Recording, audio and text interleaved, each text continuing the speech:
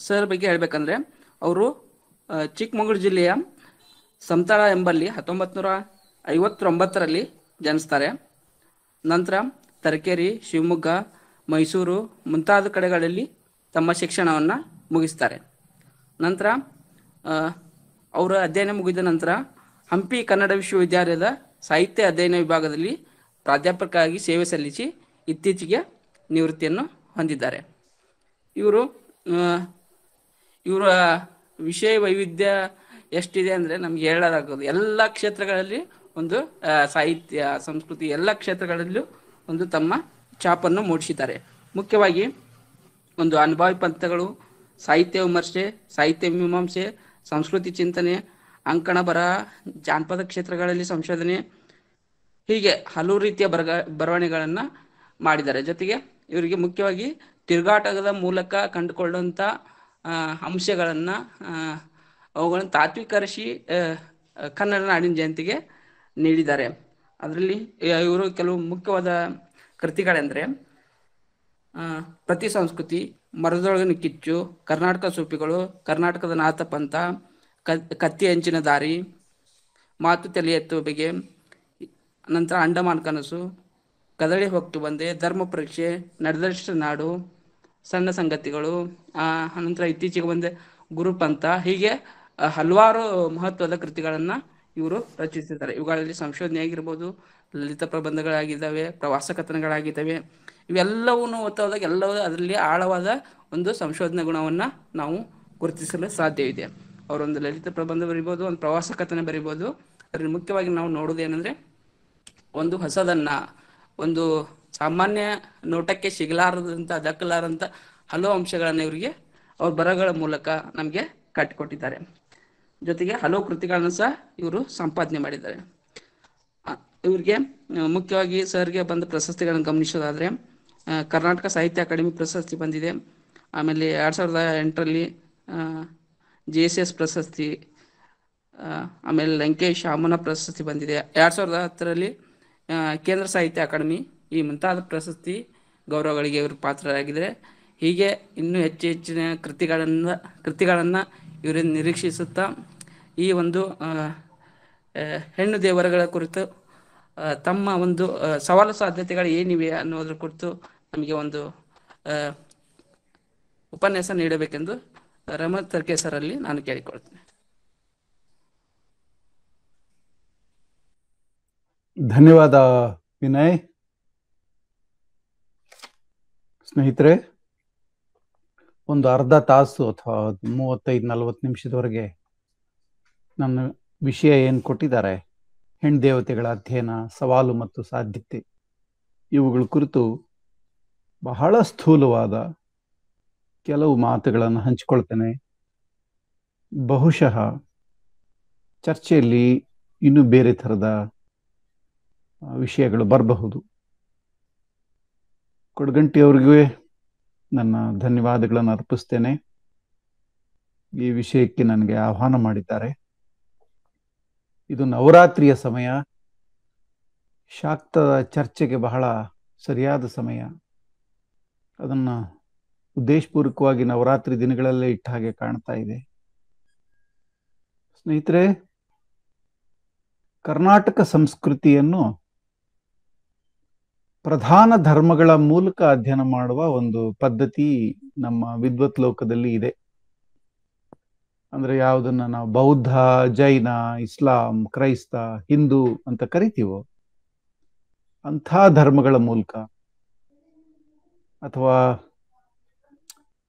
ವಿಶಿಷ್ಟಾದ್ವೈತ, ಅದ್ವೈತ, ದ್ವೈತ, ಇಂಥ ಕೆಲವು ದರ್ಶನಗಳ ಮೂಲಕ ಅಧ್ಯಯನ ಮಾಡೋ ಒಂದು ಕ್ರಮ ಇದೆ. ಆದರೆ ಇನ್ನೊಂದು ಕ್ರಮ ಇದೆ. ಅದೇನು ಅಂದ್ರೆ ಕರ್ನಾಟಕದ ಜನ, ಸಾಮಾನ್ಯ ಜನ ತಮ್ಮ ದೈನಿಕ ಬದುಕಲ್ಲಿ ಈ ಪ್ರಧಾನ ಧರ್ಮಗಳ ಒಳಗೊಂಡಂತೆ ಅಥವಾ ಇದರ ಆಚೆ ಕೂಡ ಬೇರೆ ಬೇರೆ ನಂಬಿಕೆಗಳನ್ನ, ಬೇರೆ ಬೇರೆ ಶ್ರದ್ಧೆಗಳನ್ನ, ಬೇರೆ ಬೇರೆ ಆಚರಣೆಗಳನ್ನ ಇಟ್ಕೊಂಡಿದ್ದಾರೆ. ಬೇರೆ ಬೇರೆ ಪಂಥಗಳಿಗೆ ಅವರು ಒಕ್ಕಲುಗಳಾಗಿದ್ದಾರೆ, ಶಿಶುಮಕ್ಕಳಾಗಿದ್ದಾರೆ. ಉದಾಹರಣೆಗೆ ಸುಫಿ, ಶಾಕ್ತ, ನಾಥ, ಆರೂಢ, ಅವಧೂತ ಮುಂತಾದವು. ಇವುಗಳಲ್ಲೆಲ್ಲ ಶಾಕ್ತ ಕೂಡ ಒಂದು. ಈ ಪಂಥಗಳ ವಿಶಿಷ್ಟತೆ ಏನು ಅಂದ್ರೆ, ಜನಸಾಮಾನ್ಯರ ಬದುಕಿನಲ್ಲಿ ಇವುಗಳಿಗೆ ಆಳವಾದ ಬೇರುಗಳಿರ್ತದೆ. ಅನೇಕ ಸಲ ಶಾಸನಗಳು ಅಥವಾ ಪಠ್ಯಗಳಲ್ಲಿ ಅವುಗಳಿಗೆ ಹೆಚ್ಚು ವಿಸ್ತರಣೆ ಇರೋದಿಲ್ಲ. ಇವುಗಳ ಇನ್ನೊಂದು ವಿಶೇಷ ಅಂದ್ರೆ, ಈ ಹೆಣ್ದೇವತೆಗಳನ್ನು ಒಳಗೊಂಡಂತೆ ಶಾಕ್ತದ್ದು ಸಾಹಿತ್ಯ, ಭಾಷೆ, ಥಿಯೇಟರ್, ಮ್ಯೂಸಿಕ್, ಫಿಲಾಸಫಿ, ಆಚರಣೆ ಇವೆಲ್ಲವೂ ಒಟ್ಟಾಗಿರ್ತದೆ. ಇಂತಹ ಪಂಥಗಳ ಮೂಲಕ ಕರ್ನಾಟಕ ಅಧ್ಯಯನವನ್ನು ಮಾಡಿದರೆ, ಕರ್ನಾಟಕ ಸಂಸ್ಕೃತಿ ಅಧ್ಯಯನವನ್ನು ಮಾಡಿದರೆ ಬೇರೆಯಾದ ಒಂದು ಚಿತ್ರ ಸಿಗ್ತದೆ. ಆ ಹಿನ್ನೆಲೆಯಲ್ಲಿ ಇವತ್ತು ನಾನು ಕರ್ನಾಟಕದ ಹೆಣ್ದೇವತೆಗಳ ಅಧ್ಯಯನವನ್ನು ಹೇಗೆ ಮಾಡಬಹುದು ಮತ್ತು ಅದರ ಸವಾಲು ಮತ್ತು ಸಾಧ್ಯತೆಗಳನ್ನು ಕುರಿತು ಕೆಲವು ಮಾತುಗಳನ್ನು ಆಡ್ತೇನೆ. ಮೊದಲನೇ ಸವಾಲು, ಹೆಣ್ದೇವತೆ ಅನ್ನೋದು ಬಹಳ ಅಪರೂಪದ ಒಂದು ವಿಷಯ, ಅಪರೂಪದ ಒಂದು ಏರಿಯಾ ಆಗಿದೆ. ಯಾಕೆ ಅಂದ್ರೆ ಇದು ಬಹುರೂಪಿಯಾಗಿದೆ. ಒಂದೇ ನಿಮಿಷ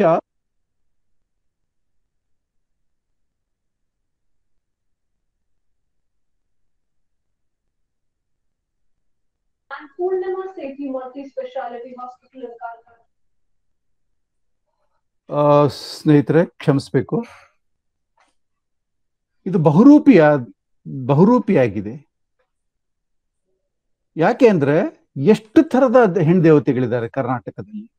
ಯಲ್ಲಮ್ಮ, ದಕ್ಷಿಣ ಕನ್ನಡದಲ್ಲಿ ಸಿರಿ, ಭಗವತಿ, ಚಾಮುಂಡಿ, ಮೈಸೂರಿನಲ್ಲಿ, ನಮ್ಮ ಉತ್ತರ ಕರ್ನಾಟಕದಲ್ಲಿ ಹುಲಿಗೆಮ್ಮ, ಯಲ್ಲಮ್ಮ ಮತ್ತು ದುರ್ಗೆ, ಕಾಳಿಯಲ್ಲಿ ಸ್ಮಶಾನ ಕಾಳಿ, ನಮ್ಮ ಬನಶಂಕರಿ, ಬೆಂಗಳೂರಿನ ಅಣ್ಣಮ್ಮ ದೇವಿ, ಚಂದ್ರಗುತ್ಯಮ್ಮ, ಅನೇಕ ಕಡೆ ಮಾಸ್ತಿ ಕಲ್ಲುಗಳಲ್ಲಿ ಕೂಡ ಮಾಸ್ತ್ಯಮ್ಮ ಆಗಿದ್ದಾಳೆ. ಬಹಳ ವಿಶೇಷ ಅಂದ್ರೆ ಜೈನ, ಬೌದ್ಧ, ಕ್ರೈಸ್ತ ಮತ್ತು ಸೂಫಿಗಳಲ್ಲಿ ಕೂಡ ಕೆಲವು ಹೆಣ್ದೇವತೆಗಳಿದ್ದಾರೆ. ಉದಾಹರಣೆಗೆ ತಾರಾ ಭಗವತಿ, ಕರ್ನಾಟಕದಲ್ಲಿ ತಾರಾ ಭಗವತಿ ಆರಾಧನೆ ಬಹಳ ವ್ಯಾಪಕವಾಗಿತ್ತು. ಪದ್ಮಾವತಿ ಯಕ್ಷಿ ಜೈನ ದೇವತೆ, ಮೇರಿ ಕೂಡ ಕರ್ನಾಟಕದಲ್ಲಿ ಒಂದು ಹೆಣ್ದೇವತೆ ತರ ಆಗ್ಬಿಟ್ಟಿದ್ದಾರೆ. ಅನೇಕ ಸೂಫಿ ಯೋಗಿನಿಯರಿದ್ದಾರೆ. ಹೀಗಾಗಿ ನೀವು ಕ್ಲಾಸಿಕಲ್ ಹೆಣ್ದೇವತೆಗಳು ಅಂತ ಕರಿಬಹುದು, ಚಾಮುಂಡಿ, ಕಾಳಿ, ದುರ್ಗೆ, ಅಥವಾ ನಮ್ಮ ಜನಪದ ಹೆಣ್ದೇವತೆಗಳಿರಬಹುದು, ಮತ್ತು ಈ ಬೇರೆ ಬೇರೆ ಧರ್ಮಕ್ಕೆ ಸಂಬಂಧಿಸಿದ ಹೆಣ್ದೇವತೆ. ಅದರಿಂದ ಇದೊಂದು ಬಹಳ ವಿಶಾಲವಾದ, ಬಹಳ ವ್ಯಾಪಕವಾದ ಒಂದು ಲೋಕ. ಈ ಅಮ್ಮಂದಿರ ಲೋಕವೇ ಬಹಳ ವ್ಯಾಪಕ. ಇದು ನಮ್ಮ ಮೊದಲ ಸವಾಲು. ಅಂದ್ರೆ ಒಂದು ಚೌಕಟ್ಟಿನ ಒಳಗಡೆ ಇವರೆಲ್ಲರೂ ಸಿಗೋದೇ ಇಲ್ಲ. ಪ್ರತಿಯೊಂದು ಹೆಣ್ದೇವತೆಯ ಚರಿತ್ರೆ, ಆಚರಣೆ, ಅದರ ತಾತ್ವಿಕತೆ ಬೇರೆಯೇ ಇದೆ. ಎರಡನೇದು, ಇವುಗಳ ಅಧ್ಯಯನ ಮಾಡುವಾಗ ಎದುರುಗಡೆ ಆಗೋ ಎರಡನೇ ಬಹಳ ದೊಡ್ಡ ಸವಾಲು ಅಂದ್ರೆ, ಈಗ ಸಾಹಿತ್ಯದ ವಿದ್ಯಾರ್ಥಿಗಳಿಗೆ ಸಾಹಿತ್ಯ ಮತ್ತು ಭಾಷೆ ಬಗ್ಗೆ ಬಹಳ ಹಿಡಿತ ಇರ್ತದೆ, ಆದ್ರೆ ಬೇರೆ ಶಾಸ್ತ್ರಗಳ ಬಗ್ಗೆ, ಬೇರೆ ಕ್ಷೇತ್ರಗಳ ಬಗ್ಗೆ ಅಷ್ಟು ಹಿಡಿತಾ ಇರೋದಿಲ್ಲ. ಅಥವಾ ಸಮಾಜಶಾಸ್ತ್ರದಿಂದ ಬಂದವರಿಗೆ ಶಾಕ್ತ ಪಠ್ಯಗಳನ್ನ ನೋಡುವ, ಹೆಣ್ದೇವತೆಗಳನ್ನು ಕುರಿತ ಸಾಹಿತ್ಯವನ್ನು ವಿಶ್ಲೇಷಣೆ ಮಾಡೋ ತರಬೇತಿ ಇರೋದಿಲ್ಲ. ಚರಿತ್ರೆಯವರು ರಾಜಕಾರಣದ ಹಿನ್ನೆಲೆಯಲ್ಲಿ ಹೆಣ್ದೇವತೆಗಳನ್ನು ನೋಡ್ತಾರೆ, ಆದ್ರೆ ಅನೇಕ ಸಲ ಆಚರಣೆಗಳನ್ನು ನೋಡೋಕೆ ಅವರಿಗೆ ಆಗೋದು. ಜಾನಪದವರು ಆಚರಣೆಗಳನ್ನು ಸಂಗ್ರಹ ಮಾಡ್ತಾರೆ, ಆದ್ರೆ ಫಿಲಾಸಫಿ ಗೊತ್ತಿರೋಲ್ಲ. ಇದು ದೊಡ್ಡ ಸಮಸ್ಯೆ ಕನ್ನಡದಲ್ಲಿ. ಹೆಣ್ದೇವತೆಗಳ ಅಧ್ಯಯನದಲ್ಲಿ ದೊಡ್ಡ ಸಮಸ್ಯೆ ಅಂದ್ರೆ ಇದರ ಆಕರಗಳು ಬಹುರೂಪಿಯಾಗಿ, ಹೆಣ್ದೇವತೆಗಳು ಬಹುರೂಪಿಯಾಗಿದ್ದಾರೆ ನಂಬರ್ 1. ಇದರ ಆಕರಗಳು ಬಹುರೂಪಿಯಾಗಿ. ಉದಾಹರಣೆಗೆ ಮೂರ್ತಿ ಶಿಲ್ಪಗಳು, ಎಷ್ಟು ಬಗೆಯ ಸ್ತ್ರೀ ದೇವತೆಗಳಿದ್ದಾರೆ, ಅವರ ಮೂರ್ತಿ ಶಿಲ್ಪ ಹೇಗಿದೆ, ಆ ದೇವತೆಗಳನ್ನು ಇಡಲಾಗಿರುವ ಗುಡಿಗಳೇನಿವೆ ಅವುಗಳು ಎಷ್ಟು ಥರ ಇವೆ, ವಾಸ್ತುಶಿಲ್ಪ ಅಥವಾ ಆಚರಣಾ ಲೋಕ, ಅದಂತೂ ಅದ್ಭುತವಾದ ವ್ಯಾಪಕವಾದ ಆಚರಣಾ ಲೋಕ. ಆಮೇಲೆ ಅವ್ರಿಗೆ ಸಂಬಂಧಪಟ್ಟ ದಾರ್ಶನಿಕ ಪಠ್ಯಗಳು, ಮತ್ತು ಸಾಹಿತ್ಯಗಳು, ಥಿಯೇಟರ್, ಮ್ಯೂಸಿಕ್, ಇಷ್ಟು ಆಕರಗಳಲ್ಲಿ ಈ ಹೆಣ್ದೇವತೆಗಳ ಚರಿತ್ರೆ ಅಡಗಿರೋದ್ರಿಂದ ಯಾವುದೇ ಅಧ್ಯಯನ ಮಾಡುವಾಗ ಇಷ್ಟು ಆಕರಗಳನ್ನ ಪರಿಶೀಲಿಸಲು ಬೇಕಾದ ಸಿದ್ಧತೆಯನ್ನು ಪಡ್ಕೋಬೇಕು. ಇದು ಎರಡನೇ ಸವಾಲು. ಮೂರನೇ ಸವಾಲು, ಕರ್ನಾಟಕದ ಹೆಣ್ದೇವತೆಗಳನ್ನು ಕುರಿತು ಇರುವ ವಿಶ್ಲೇಷಣೆಗಳು ಅವು ಕೂಡ ಬಹುರೂಪಿಯಾಗಿ. ಉದಾಹರಣೆಗೆ ವಸಾಹತುಶಾಹಿ ಕಾಲಘಟ್ಟದಲ್ಲಿ ಬ್ರಿಟಿಷ್ ಪಾದ್ರಿಗಳು ಮತ್ತು ಅಧಿಕಾರಿಗಳು ಮಾಡಿರುವ ವಿಶ್ಲೇಷಣೆಗಳೇ ಬೇರೆ ತರ ಇವೆ, ಬೇರೆ ಸಂಸ್ಕೃತಿಯ ಹಿನ್ನೆಲೆಯಿಂದ ಬಂದ ಅವರು. ಶಂಬಾ ಮಾಡ್ತಾರೆ, ಬೇರೆ ತರ ಮಾಡ್ತಾರೆ. ಲೆಫ್ಟಿಸ್ಟ್ ಅಂತ ಕರೀಬಹುದಾದ ಎಸ್ ಹಿರೇಮಠರು ಮಾಡುವ ವಿಶ್ಲೇಷಣೆಗಳು ಬಹಳ ಡಿಫ್ರೆಂಟ್ ಆಗಿವೆ. ಅವರು ದೇವಿ ಪ್ರಸಾದ್ ಚಟ್ಟೋಪಾಧ್ಯಾಯರ ಒಂದು ತಾತ್ವಿಕತೆಯಲ್ಲಿ ಕೆಲಸ ಮಾಡ್ತಾರೆ. ಹೆಣ್ದೇವತೆಗಳ ಬಗ್ಗೆ ಅಷ್ಟೇನು ಸಹಾನುಭೂತಿ ಇಲ್ಲದ ಒಂದು ಶರಣ ಫಿಲಾಸಫಿ ಹಿನ್ನೆಲೆಯಲ್ಲಿ ನೋಡುವ ಕಲಬುರ್ಗಿ ಇವುಗಳ ಮೇಲೆ ಬಹಳ ಒಳ್ಳೆ ಮಾಹಿತಿಗಳನ್ನು ಮಾರ್ಗ ಸಂಪುಟಗಳಲ್ಲಿ ಕೊಟ್ಟಿದ್ದಾರೆ. ಆದ್ರೆ ಅವುಗಳನ್ನು ಕ್ಷುದ್ರ ದೇವತೆಗಳು ಅಂತಲೇ ಅವರು ಕರೀತಾರೆ. ಸೊ ಶಾಕ್ತ ಮತ್ತು ತಾಂತ್ರ ಹಿನ್ನೆಲೆ ಇರುವ KG ನಾಗರಾಜಪ್ಪನವರ ವಿಶ್ಲೇಷಣೆಗಳು ಬೇರೆ ತರ ಇವೆ. ಸಿದ್ಧಲಿಂಗಯ್ಯನವರು ಗ್ರಾಮ ದೇವತೆಗಳ ಮೇಲೆ ಕೆಲಸ ಮಾಡಿದ್ದಾರೆ. ಈ ದಲಿತ ಸಮುದಾಯಕ್ಕೆ ಸೇರಿದ ಈ ದೇವತೆಗಳ ಲೋಕದಲ್ಲಿ ಹೇಗೆ ಒಂದು ಜೀವನ ದೃಷ್ಟಿಕೋನ ಇದೆ ಅನ್ನೋದನ್ನು ಬಹಳ ಸಹಾನುಭೂತಿಯಿಂದ ಅವರು ಅಧ್ಯಯನ ಮಾಡ್ತಾರೆ. ಆ ಒಂದು ಸಹಾನುಭೂತಿ ಕಲಬುರ್ಗಿ ಅವರಲ್ಲಿ ಕಾಣೋದಿಲ್ಲ. ಚೆನ್ನಣ್ಣ ವಾಲಿಕಾರರ ಅವರಲ್ಲಿ ಬೇರೆ ಆಯಾಮ ಇದೆ. ಬಿಳಿಮಲೆ ಇದನ್ನು ಬಹಳ ಬಹಳ ಒಳ್ಳೆಯ ಅಧ್ಯಯನಗಳನ್ನು ಮಾಡಿದ್ದಾರೆ. ಹುಲಿಗೆಮ್ಮನ ಮೇಲಿನ ಅವ್ರ ಪುಸ್ತಕ ಬಹಳ ಒಳ್ಳೆ ಪುಸ್ತಕ. ಅನಂತಮೂರ್ತಿ ಮುಂತಾದವರು ಬೆತ್ತಲ ಸೇವೆ ಮೇಲೆ ಬೇರೆ ಬಗೆಯ ಲೇಖನಗಳನ್ನು ಬರೆದಿದ್ದಾರೆ. ಹೀಗಾಗಿ ಎಷ್ಟೊಂದು ಬಗೆಯ ವ್ಯಾಖ್ಯಾನಗಳು ಇಲ್ಲಿ ಕಾಣ್ತದೆ. ಸೊ ಅವುಗಳನ್ನ ಕೂಡ ಬಳಸ್ಕೊಳ್ಳುವಾಗ ಯಾವ ವ್ಯಾಖ್ಯಾನಗಳ ಜೊತೆಗೆ ನಾವು ಹೇಗೆ ತಾತ್ವಿಕವಾಗಿ ವ್ಯವಹರಿಸ್ತೇವೆ ಅನ್ನೋದು ಕೂಡ ಅನುಸಂಧಾನ ಮಾಡ್ತೇವೆ ಅನ್ನೋದು ಕೂಡ ಮೂರನೇ ಸಮಸ್ಯೆ. ಸೊ ಬಹುದೇವತೆಗಳಿದ್ದಾರೆ, ಅವುಗಳಿಗೆ ಬಹು ಆಕಾರಗಳು ಇವೆ. ಹೀಗಾಗಿ ಬಹು ಆಕಾರಗಳಿಗೆ ಬೇಕಾದ ಸಿದ್ಧತೆ ಬೇಕಾಗಿದೆ. ಬಹು ವ್ಯಾಖ್ಯಾನಗಳಿವೆ ಮತ್ತು ಬಹುಶಿಸ್ತೀಯ ಸಿದ್ಧತೆ ಇವುಗಳಿಗೆ ಬಹಳ ಅಗತ್ಯ ಆಗಿದೆ. ಯಾಕಂದ್ರೆ ಶಾಕ್ತ ಹೆಡ್ದೇವತೆಗಳ ಹಿಂದೆ ಇರುವ ಶಾಕ್ತ ಅನ್ನೋದು ಒಂದು ಫಿಲಾಸಫಿ. ಆದ್ರಿಂದ ಫಿಲಾಸಫಿಯ ಹಿನ್ನೆಲೆಯಿಂದ ಇವುಗಳಿಗೆ ಪ್ರವೇಶ ಮಾಡಬಹುದು. ಈ ದೇವತೆಗಳನ್ನು ಆರಾಧನೆ ಮಾಡೋ ಸಮುದಾಯಗಳು ಬೇರೆ ಬೇರೆ ವೃತ್ತಿಗಳಲ್ಲಿ ಇರೋದ್ರಿಂದ, ಕಸುಬುಗಳಲ್ಲಿ ಇರೋದ್ರಿಂದ ಅವರ ಎಕನಾಮಿಕ್ಸ್ನ ದೃಷ್ಟಿಕೋನದಿಂದ ಹೋಗ್ಬಹುದು. ಬೇರೆ ಬೇರೆ ಸಮುದಾಯಗಳು ಈ ಲೋಕದಲ್ಲಿ ತೊಡಗಿರೋದ್ರಿಂದ ಅಲ್ಲೊಂದು ಸೋಷಿಯಾಲಜಿ ಇದೆ ಮತ್ತು ಬೇರೆ ಬೇರೆ ಆಶ್ರಯದಾತರು ಇರೋದ್ರಿಂದ ಅಲ್ಲಿ ಪೊಲಿಟಿಕಲ್ ಸೈನ್ಸ್ ಬರ್ತಾ ಇದೆ. ಸೊ ಹೀಗಾಗಿ literature, language, philosophy, theatre, economics, sociology, anthropology, ಎಷ್ಟೊಂದು ಶಾಸ್ತ್ರಗಳ ಒಂದು ಹಿನ್ನೆಲೆ ಕೂಡ ಇವುಗಳಿಗೆ ಬೇಕು. ಅದರಿಂದ ಬಹುಶಿಸ್ತೀಯ ಅಧ್ಯಯನ ತಯಾರಿ ಇಲ್ಲದೆ ಹೋದ್ರೆ ಈ ಲೋಕಗಳನ್ನ ಸರಿಯಾಗಿ ನಾವು ಅರ್ಥ ಮಾಡ್ಕೊಳ್ಳೋಕೆ ಕಷ್ಟ ಆಗ್ತದೆ. 5ನೇ ಸವಾಲು, ಈ ಹೆಣ್ದೇವತೆಗಳು ಎಷ್ಟೇ ಅತಿ ಲೋಕಲ್ ಆಗಿವೆ, ಚಿಂಚಣಸೂರು ಅಥವಾ ಹುಲ್ಗಿ, ಸೌದತ್ತಿ ಲೋಕಲ್, ಅತ್ಯಂತ ಲೋಕಲ್ ಅಂತ ಕರಿತೀವಿ. ಆದ್ರೆ ಇವರಿಗೊಂದು ಅಖಿಲ ಭಾರತೀಯ ಒಂದು ವ್ಯಾಪ್ತಿ ಇದೆ. ರೇಣುಕಾ ಯಲ್ಲಮ್ಮನ ಅತಿ ಹೆಚ್ಚು ಗುಡಿಗಳು ಹಿಮಾಚಲ್ ಪ್ರದೇಶದಲ್ಲಿ ಇವೆ. ಅಲ್ಲೂ ಪರಶುರಾಮನ ಕಥೆನೇ ಇದೆ. ಸೊ ಯಾಕೆ ಇವು ಲೋಕಲ್ಲೂ ಆಗಿವೆ ಮತ್ತು ಆಲ್ ಇಂಡಿಯಾ, ಪ್ಯಾನ್ ಇಂಡಿಯನ್ ಕೂಡ ಆಗಿವೆ. ಈ ಚಾಮುಂಡಿ ಅಥವಾ ದುರ್ಗಿ, ಕಾಳಿ, ಬಂಗಾಳದ ಕಾಳಿ ಬೇರೆ ಬಗೆಯ ಕಾಳಿ. ರಾಮಕೃಷ್ಣ ಪರಮಹಂಸರ ಜೀವನದಲ್ಲಿ ಕಾಳಿ ಬರ್ತಾಳೆ. ಬಂಕಿಂಚಂದ್ರರ ಆನಂದ ಮಠದಲ್ಲಿ ಇರುವ ಹಾಡು ಒಂದೇ ಮಾತರಂ, ಅದು ಕಾಳಿಯನ್ನು ಕುರಿತ ಹಾಡು. ಆ ಕಾಳಿ ಬೇರೆ. ಆದ್ರೆ ನಮ್ಮ ಕಾಳಿ, ನಮ್ಮ ಕರ್ನಾಟಕದಲ್ಲಿ ಕಮ್ಮಾರರು ಆರಾಧಿಸುವ ಕಾಳಿ ಸ್ವಲ್ಪ ಡಿಫ್ರೆಂಟ್. ಸೊ ಕಾಳಿ ಆಯ್ತು ಅಥವಾ ರೇಣುಕಾ ಯಲ್ಲಮ್ಮ ಆಯ್ತು, ರೇಣುಕಾ ಆಯ್ತು, ಇವರು ಲೋಕಲ್ಲು ಹೌದು, ಅಖಿಲ ಭಾರತೀಯ ಕೂಡ ಹೌದು. ಸೊ ಈ ಎರಡು ಸಂಬಂಧಗಳು, ಇವುಗಳ ನಡುವಿನ ಅಂತರ್ ಸಂಬಂಧ ಇದೆಯಲ್ಲ, ಇವುಗಳನ್ನು ತಿಳ್ಕೊಳ್ಳೋದು, ಈ 5 ಸವಾಲುಗಳು ಇವೆ. ಸ್ನೇಹಿತರೆ, ನಾನು ಇರುವ ಸವಾಲುಗಳನ್ನು ಒಂದು 5 ಭಾಗಗಳಲ್ಲಿ ವಿಂಗಡಣೆ ಮಾಡಿಕೊಂಡಿದ್ದೇನೆ. ಒಂದು ಫಿಲಸಾಫಿಕಲ್ ಆದಂತಹ ಸವಾಲುಗಳು, ಆರ್ಥಿಕ ನೆಲೆಯ ಸವಾಲುಗಳು, ಬಹಳ ಸ್ಥೂಲವಾಗಿ ರಾಜಕೀಯ ನೆಲೆಯ ಸವಾಲುಗಳು, ಸಾಮಾಜಿಕ ನೆಲೆಯ ಸವಾಲುಗಳು ಮತ್ತು ಕಲಾಲೋಕದ ಸವಾಲುಗಳು. ಈ 5 ವಿಭಾಗಗಳಲ್ಲಿ ಮುಂದಿನ ನನ್ನ ಉಪನ್ಯಾಸದಲ್ಲಿ ಇರುವ ಕೆಲವು ಸಮಸ್ಯೆಗಳನ್ನು ಮತ್ತು ಸಾಧ್ಯತೆಗಳನ್ನು ತಮ್ಮ ಮುಂದೆ ಇಡೋದಕ್ಕೆ ಬಯಸ್ತೀನಿ. ಮೊದಲನೇದಾಗಿ ಫಿಲಸಾಫಿಕಲ್ ಆದಂತಹ ನಮ್ಮ ಊರಿನಲ್ಲಿ ಅಮ್ಮಗಳಿದ್ದಾರೆ. ಕರ್ನಾಟಕದಲ್ಲಿ ಅಮ್ಮ ಇಲ್ಲದೆ ಇರುವಂತಹ ಊರೇ ಇಲ್ಲ. ಆದ್ರೆ ಈ ಅಮ್ಮನ ಗುಡಿ ಇದೆ, ಪೂಜೆ ಮಾಡ್ತೀವಿ, ಜಾತ್ರೆ ಮಾಡ್ತೀವಿ. ಆದ್ರೆ ಅದ್ರ ಹಿಂದೆ ಒಂದು ಫಿಲಾಸಫಿ ಇದೆ. That is Shakta philosophy. ಏನು ಶಾಕ್ತ ಫಿಲಾಸಫಿ?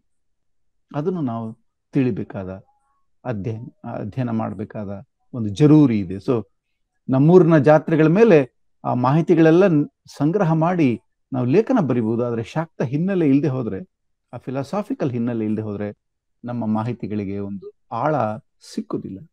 ಶಕ್ತಿ ಹೆಣ್ಣು. ಸೊ ಮಾತೃಪ್ರಧಾನ ಸಮಾಜಗಳ ಕಾಲದಲ್ಲಿ ಅಥವಾ ಮಾತೃಪ್ರಧಾನ ಸಮಾಜವು ಅಳಿದು ಪಿತೃಪ್ರಧಾನ ಸಮಾಜ ಬರುವ ಕಾಲದಲ್ಲಿ ಒಂದು ದೊಡ್ಡ ಸಾಮಾಜಿಕ ಸಂಘರ್ಷಗಳು ನಡೆದಿವೆ. ಅವುಗಳ ಕಾಲದಲ್ಲಿ ಈ ಶಾಕ್ತ ಫಿಲಾಸಫಿ ಹುಟ್ಟಿದೆ. ಯಾಕಂದ್ರೆ ಆ ಫಿಲಾಸಫಿಯಲ್ಲಿ ಶಿವ ನಿಷ್ಕ್ರಿಯ, ಶಕ್ತಿ ಇಲ್ಲದೆ ಅವನು ಏನೂ ಮಾಡೋಕ್ಕಾಗಲ್ಲ. ಶಕ್ತಿಯಿಂದಲೇ ಅವನ ಪ್ರಾಮುಖ್ಯ, ಅವನಿಗೆ ಚೈತನ್ಯ ಬರೋದು. ಶಕ್ತಿಯ ಸಹವಾಸ ಇಲ್ಲದೆ ಅಂದ್ರೆ ಅವನು ಶವ. ಈ ಥರದ ಒಂದು ಸ್ತ್ರೀಕೇಂದ್ರಿತವಾದ, ಪುರುಷರ ಯಜಮಾನಿಕೆಯನ್ನು ಮೀರುವ ಈ ಫಿಲಾಸಫಿ ಏನಿದೆ, ಇದು ಯಾವ ಚಾರಿತ್ರಿಕ ಕಾಲಘಟ್ಟದಲ್ಲಿ ಹುಟ್ಕೊಳ್ತು? ಯಾಕಂದ್ರೆ ನಮ್ಮ ಎಲ್ಲ ಸ್ತ್ರೀ ಹೆಣ್ಣು ದೇವತೆಗಳ ಕಥನದಲ್ಲಿ ಯಾರೊಬ್ಬ ಸಿದ್ಧನ ಸೋಲಿಸ್ತಾಳೆ ತಾಯಿ ಅಮ್ಮ, ಅಥವಾ ಪರಶುರಾಮನ ಕಾರ್ತವೀರ್ಯಾರ್ಜುನ್ ಗೆಲ್ತಾಳೆ, ಯಾರೊಬ್ಬ ದೊರೆಗೆ ಬುದ್ಧಿ ಕಲಿಸ್ತಾಳೆ, ಒಬ್ಬ ರೈತನಿಗೆ ಬುದ್ಧಿ ಕಲಿಸ್ತಾಳೆ. ಈ ಗಂಡಸರನ್ನ ಯಾಕೆ ಅವಳು ಗುರಿ ಮಾಡ್ತಾಳೆ? ಇದರ ಹಿಂದೆ ಒಂದು ಫಿಲಾಸಫಿ ಇದೆ. ಆ ಫಿಲಾಸಫಿ ಸ್ತ್ರೀಯೇ ಒಂದು ಸೃಜನಶೀಲ ಶಕ್ತಿ, ಫಲವಂತಿಕೆ ಶಕ್ತಿ. ಅವಳಿಲ್ಲದೆ ಹೋದ್ರೆ ಈ ಜಗತ್ತಿನ ಯಾವ ಸೃಷ್ಟಿಯೂ ಸಾಧ್ಯ ಇಲ್ಲ. ಬ್ರಹ್ಮ ಲೋಕವನ್ನು ಸೃಷ್ಟಿ ಮಾಡ್ತಾನೆ ಅನ್ನೋದಕ್ಕೆ ಭಿನ್ನವಾದ ನೆರೆಟಿವ್ ಇದೆ.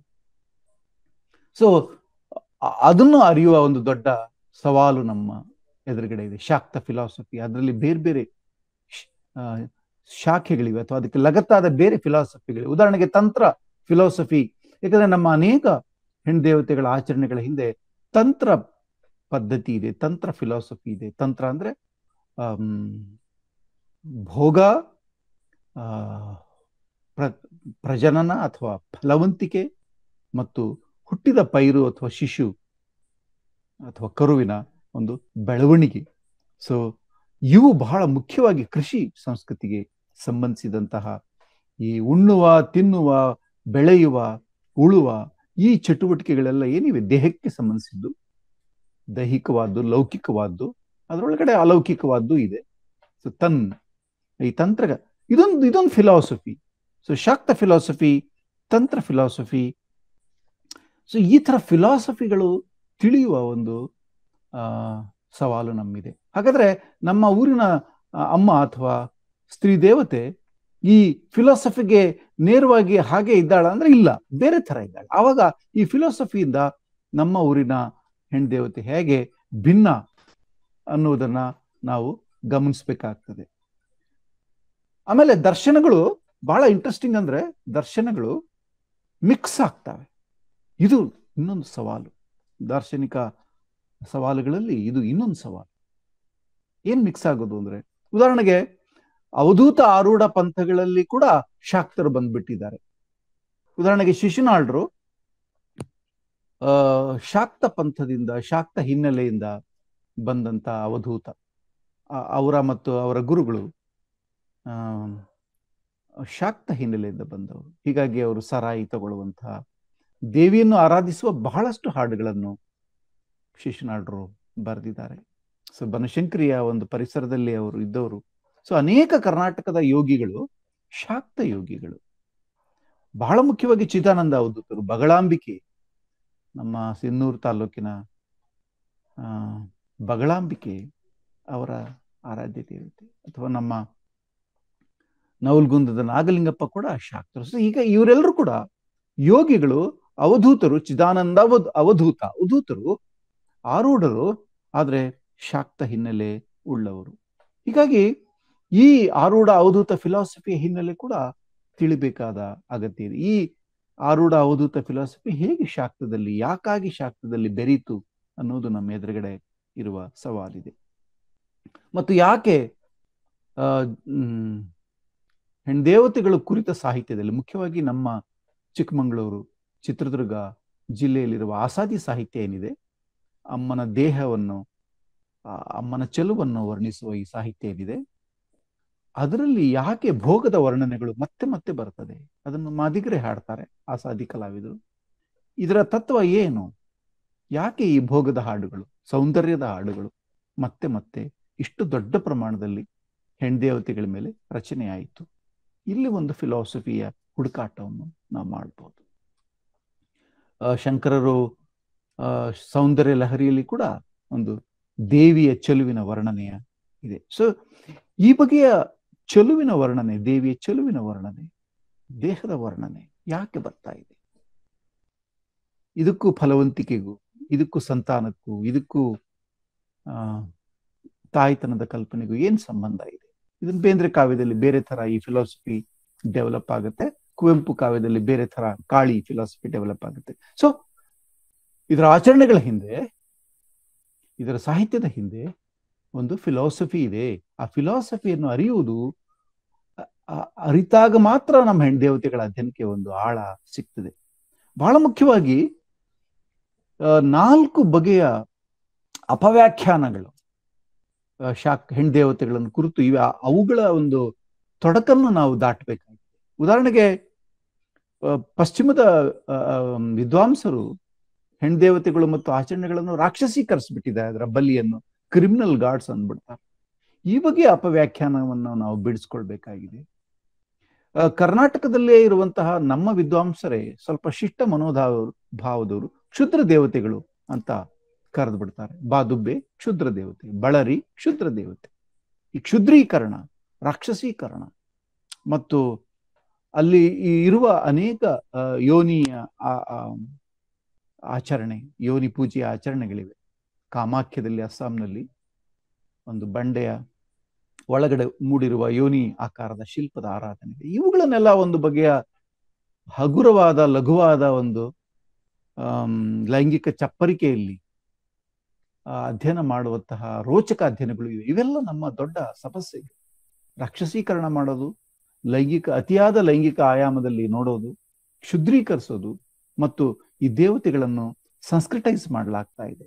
ಮೇಲ್ಜಾತಿಗಳ ವಶಕ್ಕೆ ಸೇರಿದ ದೇವತೆಗಳನ್ನು ಸಂಸ್ಕ್ರಿಟೈಸ್ ಮಾಡಲಾಗ್ತಿದೆ. ಇವು ಆಕ್ಚುಲಿ ಈ ಹೆಣ್ದೇವತೆಗಳ ಹಿಂದಿನ ಶಾಕ್ತ ಫಿಲಾಸಫಿಯನ್ನು ಸರಿಯಾಗಿ ಅರಿಯದೆ ಮಾಡಲಾದಂತಹ ಸಂಗತಿಗಳು. ಇವುಗಳನ್ನು ನಾವು ದಾಟಬೇಕಾಗಿದೆ. ಉದಾಹರಣೆಗೆ ಶರಣ ಇಸ್ ಎ ಫಿಲಾಸಫಿ, ಶರಣ ಫಿಲಾಸಫಿ ಇಸ್ ಎ. ಅವರು ಮತ್ತೆ ಮತ್ತೆ ಮಾರಿ ಮಸಣಿಯರನ್ನು ಟೀಕೆ ಮಾಡ್ತಾರೆ. ಯಾಕೆ ಮಾಡ್ತಾರೆ? ಶರಣ ಫಿಲಾಸಫಿಗೆ ಯಾಕೆ ಮಾರಿ ಮಸಣಿಯರು ಆಗ್ಲಿಲ್ಲ? ಗಂಡ ಶಿವಭಕ್ತ, ಹೆಂಡತಿ ಮಾರಿ ಮಸಣಿಯ ಭಕ್ತ. ಗಂಡ ಕೊಂಬುದು ಪಾದೋದಕ ಪ್ರಸಾದ, ಹೆಂಡತಿ ಕೊಂಬುದು ಸುರೆ ಮಾಂಸ. ಈ ಬಗೆಯ ಒಂದು ಟೀಕೆ ಯಾಕೆ ಬರ್ತಾ ಇದೆ? ಸೊ ಫಿಲಾಸಫಿ, ಇಲ್ಲಿಗೆ ಮುಗಿಸ್ತಾ ಇದ್ದೀನಿ ಆ ಫಿಲಾಸಫಿಯ ಆಯಾಮವನ್ನು. ಸೊ ಬೇಕಾದಷ್ಟು ಫಿಲಾಸಫಿಯ ಪ್ರಶ್ನೆಗಳು ಇವೆ. ಶಾಕ್ತಕ್ಕೆ ಸಂಬಂಧಿಸಿದ ಹಾಗೆ, ತಂತ್ರಕ್ಕೆ ಸಂಬಂಧಿಸಿದ ಹಾಗೆ. ಸಿದ್ಧ ಅಥವಾ ಶರಣ ಫಿಲಾಸಫಿಗಳು ಇವುಗಳನ್ನು ನೆಗೇಟ್ ಮಾಡ್ತವೆ. ಅವುಗಳ ಬಗ್ಗೆ ಇವುಗಳನ್ನು ಅರಿಯುವುದು ನಮ್ಮ ಅಧ್ಯಯನಕಾರರ ಮುಂದೆ ಇರುವ ದೊಡ್ಡ ಸವಾಲು ಅಂತ ಹೇಳಿ. ಈ ಸವಾಲುಗಳೆಲ್ಲ ಬಿಡಿಸ್ಲಿಕ್ಕಾಗಿರೋ ಸವಾಲುಗಳಲ್ಲ, ಬಿಡಿಸ್ಕೊಳ್ಬೇಕಾದ ಸವಾಲು. ಎರಡನೇ ಸವಾಲುಗಳ ಆಯಾಮ ಅದು ಆರ್ಥಿಕ ನೆಲೆಯಲ್ಲಿ. ನಮ್ಮೆಲ್ಲ ಸ್ತ್ರೀ ದೇವತೆಗಳನ್ನು ನಾನು ಬಹಳ ಸರಳವಾಗಿ ನಮ್ಮೂರಿನ ಹೆಣ್ದೇವತೆಯ ಜಾತ್ರೆ ಯಾವಾಗ ಶುರುವಾಗುತ್ತೆ, ಹೆಂಗ್ ಶುರುವಾಗುತ್ತೆ, ಯಾವ ಥರ ಅದನ್ನು ಮಾಡ್ತಾರೆ, ಈ ಥರದ ವಿವರ ಪ್ರಧಾನವಾದ ಲೇಖನಗಳು ಅಪಾರ ಪ್ರಮಾಣದಲ್ಲಿ ಶುರುವಾಗಿವೆ.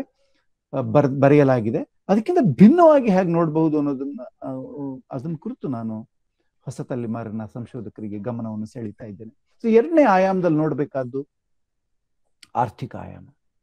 ಸೊ ನಮ್ಮ ಎಲ್ಲ ಹೆಗ್ದೇವತೆಗಳು ನಮ್ಮೂರಲ್ಲಿ ಇದ್ರು ಕೂಡ ಅವ್ರ ಹಿಂದೆ ಯಾವ ಸಮುದಾಯಗಳು ಇವೆ, ಯಾರು ನಡ್ಕೊಳ್ತಾರೆ, ಅವರ ಎಕಾನಮಿ ಯಾವುದು, ಎಕನಾಮಿಕಲ್ ಆಕ್ಟಿವಿಟಿ ಯಾವುದು, ಆರ್ಥಿಕ ಚಟುವಟಿಕೆ ಯಾವುದು, ಅದಕ್ಕೂ ಈ ಹೆಣ್ದೇವತೆಗೂ ಏನ್ ಸಂಬಂಧ, ಈ ಪ್ರಶ್ನೆಗಳು ಇವೆ.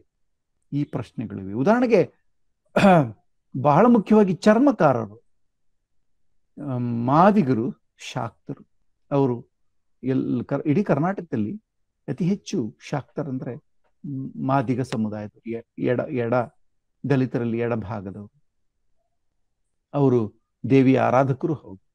ಆದ್ರೆ ಅವರೆಲ್ಲರೂ ಕೂಡ ಹೆಚ್ಚು ಚರ್ಮಕಾರ ವೃತ್ತಿಯನ್ನು ಮಾಡೋರು. ನಮ್ಮ ಕಮಲಾಪುರದಲ್ಲಿ, ಹಂಪಿ ಪಕ್ಕ ಇರೋ ಕಮಲಾಪುರದಲ್ಲಿ ಒಂದು 400-500 ಮನೆ ಇದೆ, ಎಲ್ಲರೂ ಒಂದೇ ಸಮುದಾಯದವರು. ಯಾಕೆ ವಿಜಯನಗರದ ಪಕ್ಕದಲ್ಲೇ ಈ ಸಮುದಾಯ ಇಷ್ಟು ದೊಡ್ಡ ಪ್ರಮಾಣದಲ್ಲಿದೆ? ನೀವು ನೋಡಿದ್ರೆ ಆ ಎಲ್ಲರ ಮನೆ ಮುಂದೆ ಚರ್ಮ ಹದ ಮಾಡುವ ತೊಟ್ಟಿಗಳಿವೆ, ಗಲ್ಲೆಬಾನಿಗಳಿವೆ. ಬಿಜಾಪುರದಲ್ಲಿ ಕೂಡ ಒಂದು ಕೇರಿನಲ್ಲಿ, ಸಮಗಾರ ಕೇರಿ ಅಂತ ಕಾಣ್ತದೆ, ಗಲ್ಲೆಬಾನಿಗಳಿವೆ. ಸೊ ಚರ್ಮಕಾರ ವೃತ್ತಿಗೂ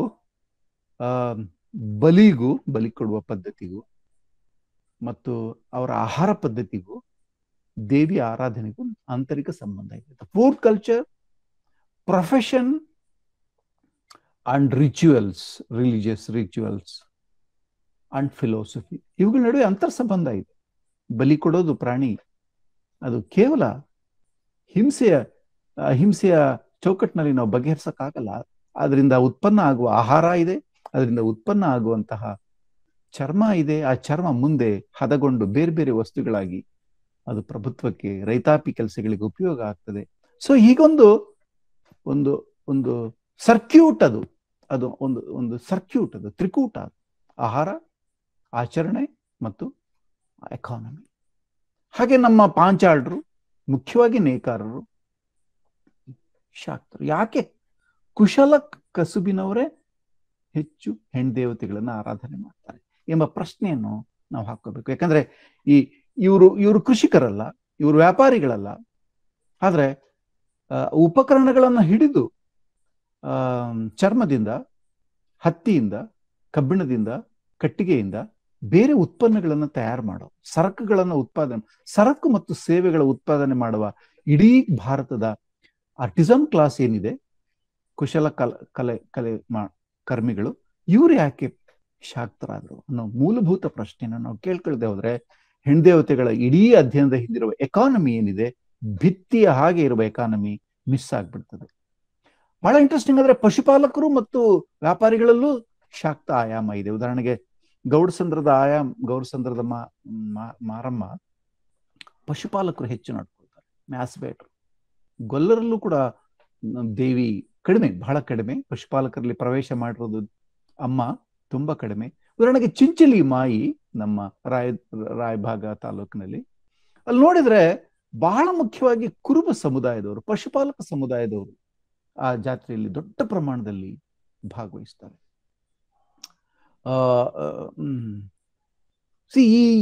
ಈ ಸಮುದಾಯಗಳೇನಿವೆ, ಇವು ಉತ್ಪತ್ತಿ ಮಾಡುವ ವಸ್ತುಗಳನ್ನು ಗಮನಿಸಿ. ಬಹಳ ದೊಡ್ಡ ಪ್ರಮಾಣದಲ್ಲಿ ಬಟ್ಟೆ, ಉದಾಹರಣೆಗೆ ನಮ್ಮ ಬನಶಂಕರಿ ಇಡೀ ಕರ್ನಾಟಕದ ನೇಕಾರರ ದೇವತೆ ಬನಶಂಕರಿ. ಬಾದಾಮಿ ಕೂಡ, ಇಡೀ ಬನಶಂಕರಿ ಬಾದಾಮಿ ಇಸ್ ಎ ಝೋನ್, ಹೆಣ್ದೇವತೆಗಳ ಬಹಳ ಇಂಪಾರ್ಟೆಂಟ್ ಆದ ಝೋನ್ ಅದು.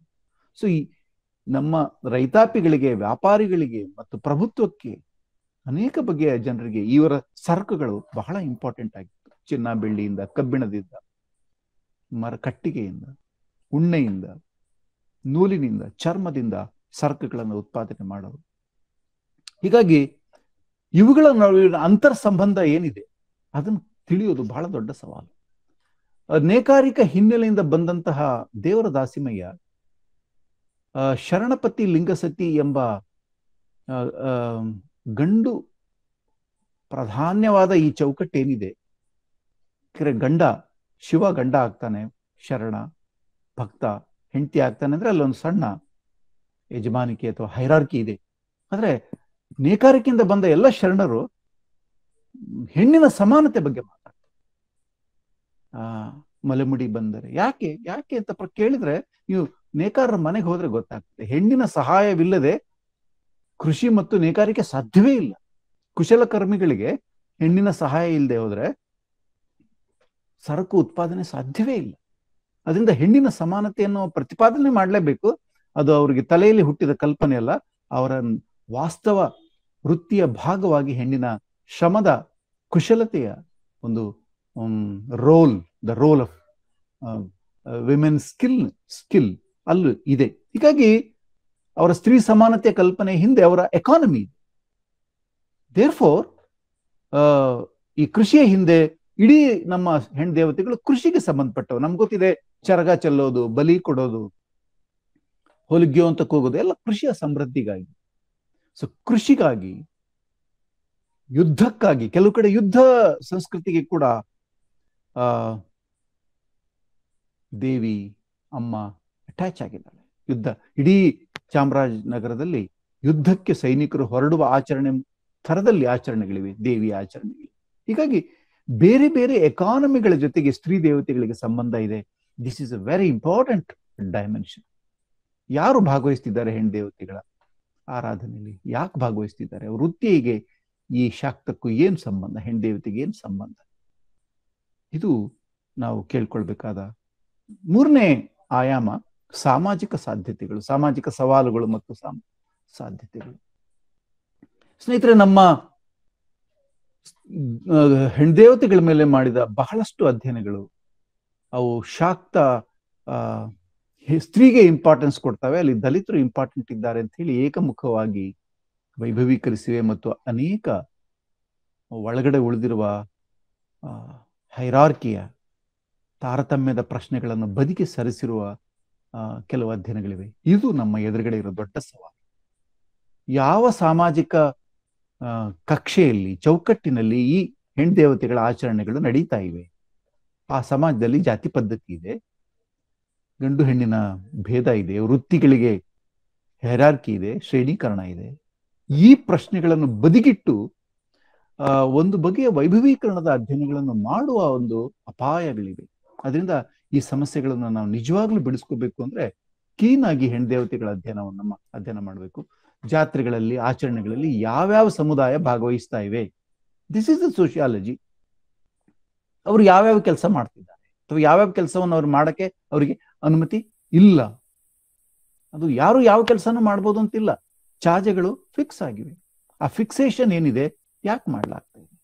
ಯಾಕಂದ್ರೆ ನಾನು ಅಂತರಗಟ್ಟೆ ಅಮ್ಮನ, ನಮ್ಮ ಭಾಗದ ಬಹಳ ಪ್ರಖ್ಯಾತ ದೇವತೆ, ಅದರ ಅಸಾಧ್ಯ ಹಾಡುಗಳನ್ನು ಹಾಡುವ, ಅವ್ರು ಹಾಡದೆ ಹೋದ್ರೆ ದೇವಿಯ ರಥ ಮುಂದೆ ಬರೋದೇ ಇಲ್ಲ. ಆದ್ರೆ ಅವರಿಗೆ ಗುಡಿಯಲ್ಲಿ ಪ್ರವೇಶ ಇರಲಿಲ್ಲ. ಸೊ ಅನೇಕ ಕಡೆ ಅವರಿಲ್ದೆ ಜಾತ್ರೆ ನಡೆಯೋಲ್ಲ, ಆದ್ರೆ ಗುಡಿಯಲ್ಲಿ ಪ್ರವೇಶ. ಹೀಗಾಗಿ ಅನೇಕ ಕಡೆ ದಲಿತರು ನಾವು ತಮಟೆ ಹೊಡೆಯೋದಿಲ್ಲ, ಹರೆ ಹೊಡೆಯೋದಿಲ್ಲ, ಹಾಡೋದಿಲ್ಲ ಅಂತ ಹೇಳಿ ಪ್ರೊಟೆಸ್ಟ್ ಮಾಡೋದನ್ನ ನೋಡ್ಬೋದು. ಈ ಕಾನ್ಫ್ಲಿಕ್ಟ್ ಏನಿದೆ, ಈ ಸಂಘರ್ಷಗಳೇನಿವೆ, ನಮಗೆ ಘನತೆಯ ಸ್ಥಾನಮಾನ ಇಲ್ಲ ಅಂತ ಹೇಳಿ ರೆಸಿಸ್ಟ್ ಮಾಡೋದು, ಸಮುದಾಯಗಳು ಸ್ಥಾನಮಾನವನ್ನು ಬೇಡೋದು, ಈ ಸಾಮಾಜಿಕ ಪ್ರಶ್ನೆಗಳನ್ನು ಬಿಟ್ಟುಕೊಟ್ಟು ಅಧ್ಯಯನ ಮಾಡುವ ಸಾಧ್ಯತೆ ಇದೆ. ಇದನ್ನು ನಾವು ಬಿಟ್ಟುಕೊಟ್ರೆ ಒಂದು ದೊಡ್ಡ ಶಕ್ತಿಯನ್ನೇ, ಒಂದು ಸಾಮಾಜಿಕ ಆಯಾಮದಿಂದ ಬರುವ ಶಕ್ತಿಯನ್ನೇ ಬಿಟ್ಕೊಟ್ಟ ಹಾಗೆ ಆಗ್ತದೆ.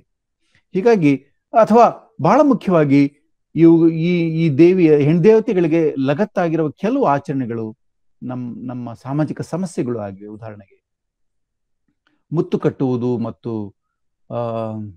ದೇವದಾಸಿ ಪದ್ಧತಿ. ಅದರ ಆರಂಭದಲ್ಲಿ ಸ್ತ್ರೀ ಹೆಣ್ಣಿಗೆ ಗುರುವಿನ ಸ್ಥಾನ ಕೊಡೋದು. ಯಾಕಂದ್ರೆ ಜೋಗ್ತಿ ಆದವಳು ಗುರುವಿನ ಸ್ಥಾನವನ್ನು ಪಡಿತಾಳೆ. ಸ್ತ್ರೀ ಪೌರೋಹಿತ್ಯ ಅಂತ ಕರಿಬಹುದು ಸರಳವಾಗಿ. ಗಂಡು ಎಲ್ಲ ಕಡೆ ಗುರು ಆಗಿದ್ರೆ, ಶಾಕ್ತ ಮತ್ತು ಹೆಣ್ದೇವತೆಗಳ ಲೋಕದಲ್ಲಿ ಹೆಣ್ಣೆ ಗುರು. ಬಹಳ ಇಂಪಾರ್ಟೆಂಟ್ ಆದ ಕಾರಣಕ್ಕಾಗಿ ಇಂಟ್ರಡ್ಯೂಸ್ ಆಗಿರಬಹುದಾದ ಈ ಪದ್ಧತಿ ಆಮೇಲೆ ಆಮೇಲೆ ಆಮೇಲೆ ಅದು ಬೇರೆ ರೂಪವನ್ನು ತಾಳಿತ್ತು. ಅದನ್ನು ನಾನು ವಿವರಿಸಕ್ಕೆ ಹೋಗುದಿಲ್ಲ, ಎಲ್ರಿಗೂ ಗೊತ್ತಿದೆ.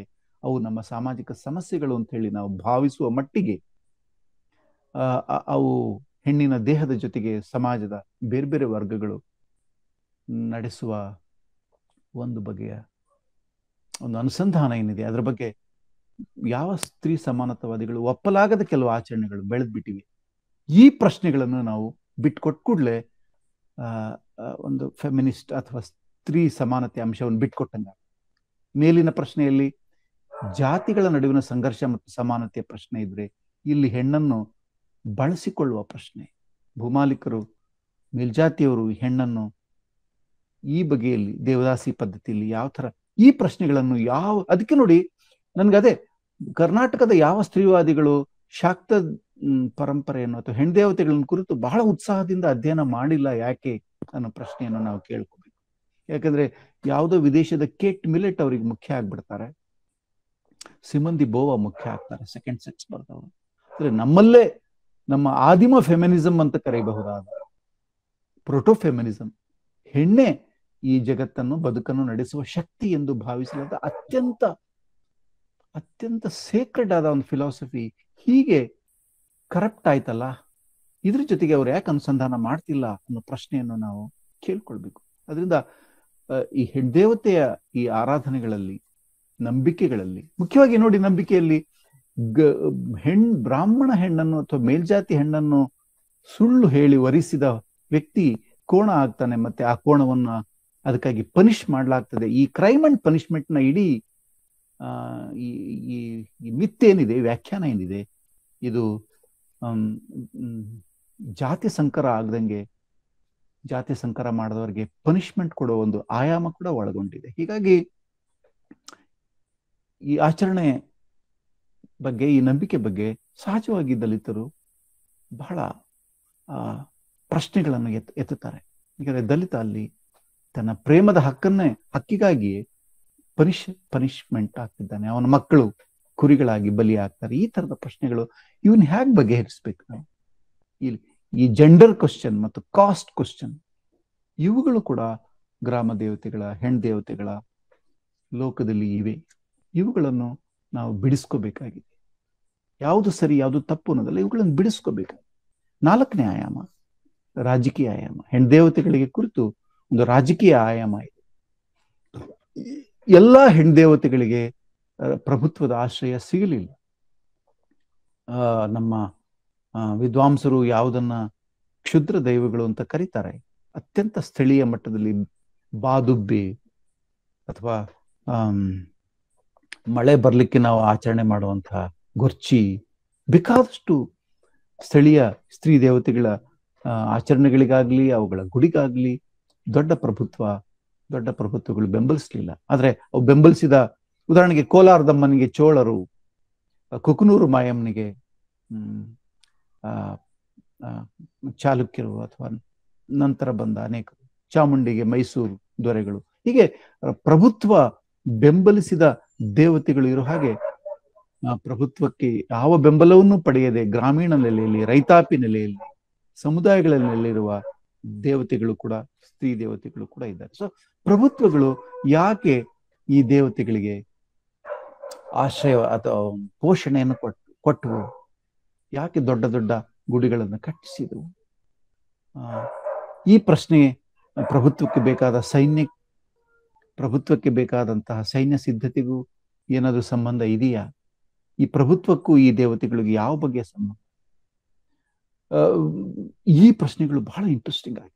ಮುಮ್ಮಡಿ ಕೃಷ್ಣರಾಜ ಒಡೆಯರ್ಗೆ 1799ರಲ್ಲಿ ಪಟ್ಟಕ್ಕೆ ಏರಿಸಿದಾಗ, ಟಿಪ್ಪುವನ್ನ ಬ್ರಿಟಿಷರು ಕೊಂದ ಬಳಿಕ, he was Young, very Young king, very Young, ಚಿಕ್ಕ ಮಗು ಅವರು. ಅವ್ರಿಗೆ 31ನೇ ಇಸ್ವಿಯವರೆಗೆ ಬ್ರಿಟಿಷರು ಅಧಿಕಾರವನ್ನು ಕಿತ್ಕೊಳ್ತಾರೆ ಮತ್ತು ಬೌರಿಂಗ್, ಕಬ್ಬನ್ ಎಂಬ ಇಬ್ಬರು ಬ್ರಿಟಿಷ್ ಕಮಿಷನರು 60 ವರ್ಷ, ಹೆಚ್ಚು ಕಡಿಮೆ 50 ವರ್ಷ 40 ವರ್ಷ ಆಳ್ತಾರೆ. ಆ ಒಂದು ರಾಜಕೀಯ ಅಭದ್ರತೆ ದಿನಗಳಲ್ಲಿ ಅತಿ ಹೆಚ್ಚು ಚಾಮುಂಡಿಗೆ ಹರಕೆ ಮಾಡಿಕೊಂಡಿರುವ, ಚಾಮುಂಡಿಗೆ ಬೇರೆ ಬೇರೆ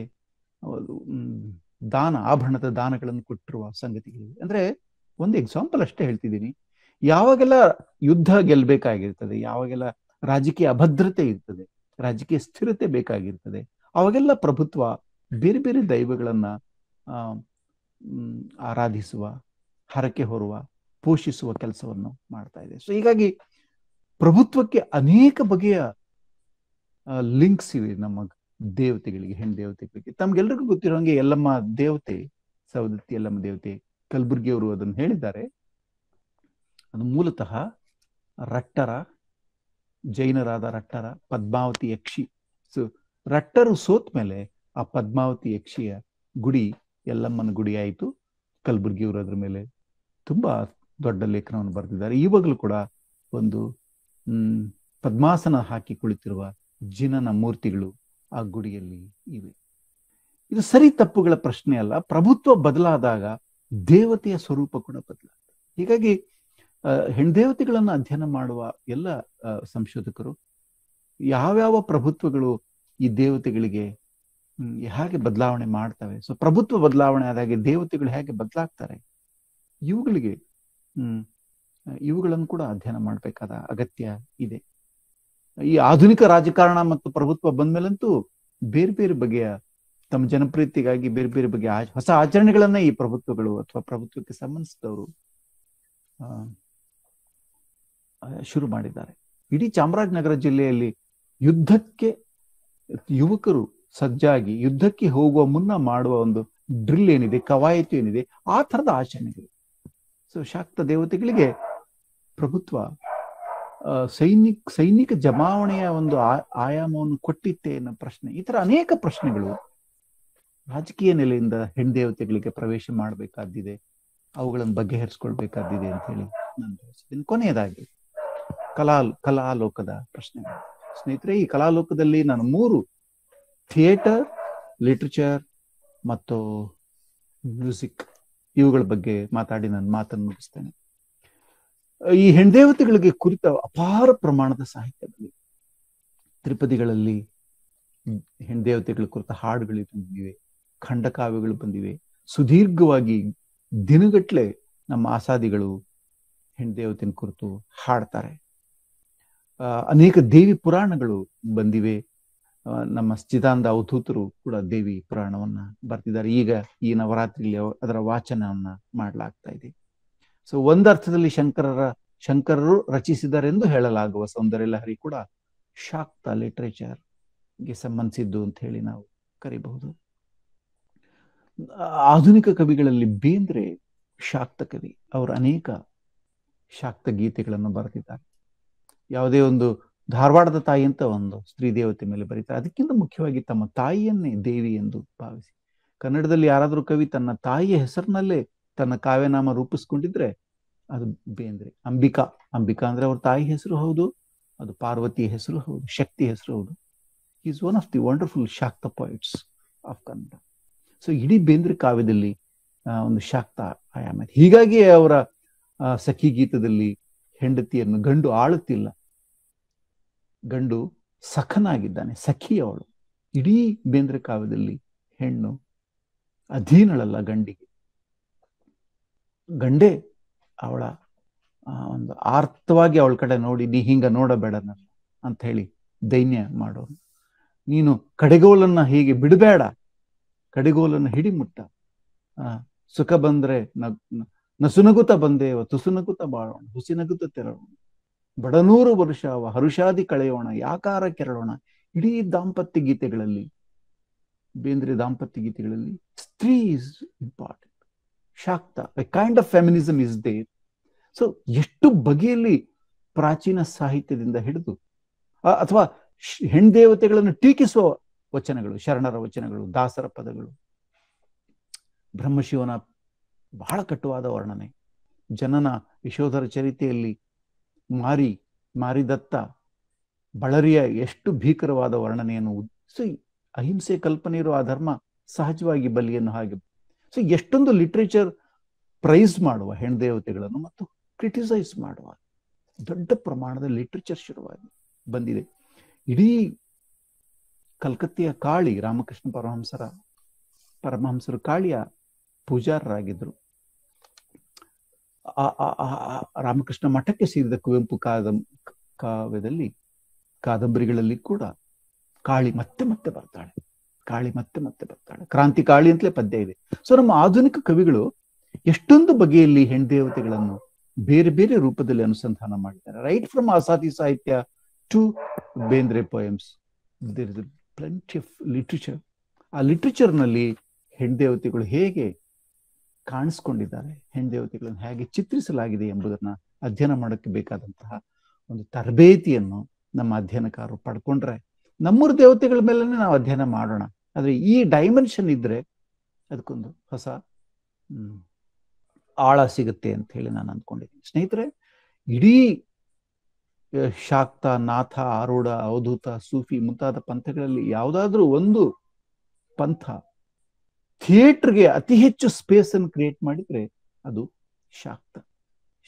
ಅದು ಸೌತ್ ಕೆನರಾ ಮತ್ತು ಕೇರಳದಲ್ಲಿ ಎಲ್ಲ ಭಗವತಿಯ ಆರಾಧನೆಗಳು ಅವುಗಳ ಬಣ್ಣ ನೋಡ್ಬೇಕು. ಬಣ್ಣಗಾರಿಕೆ, ವೇಷಗಾರಿಕೆ, ಡಾನ್ಸ್ ಮತ್ತು ಕಾವ್ಯ, ಲಿಟರೇಚರ್, ಡೈಲಾಗ್ ಇದೆ, ಬಣ್ಣಗಾರಿಕೆ ಇದೆ.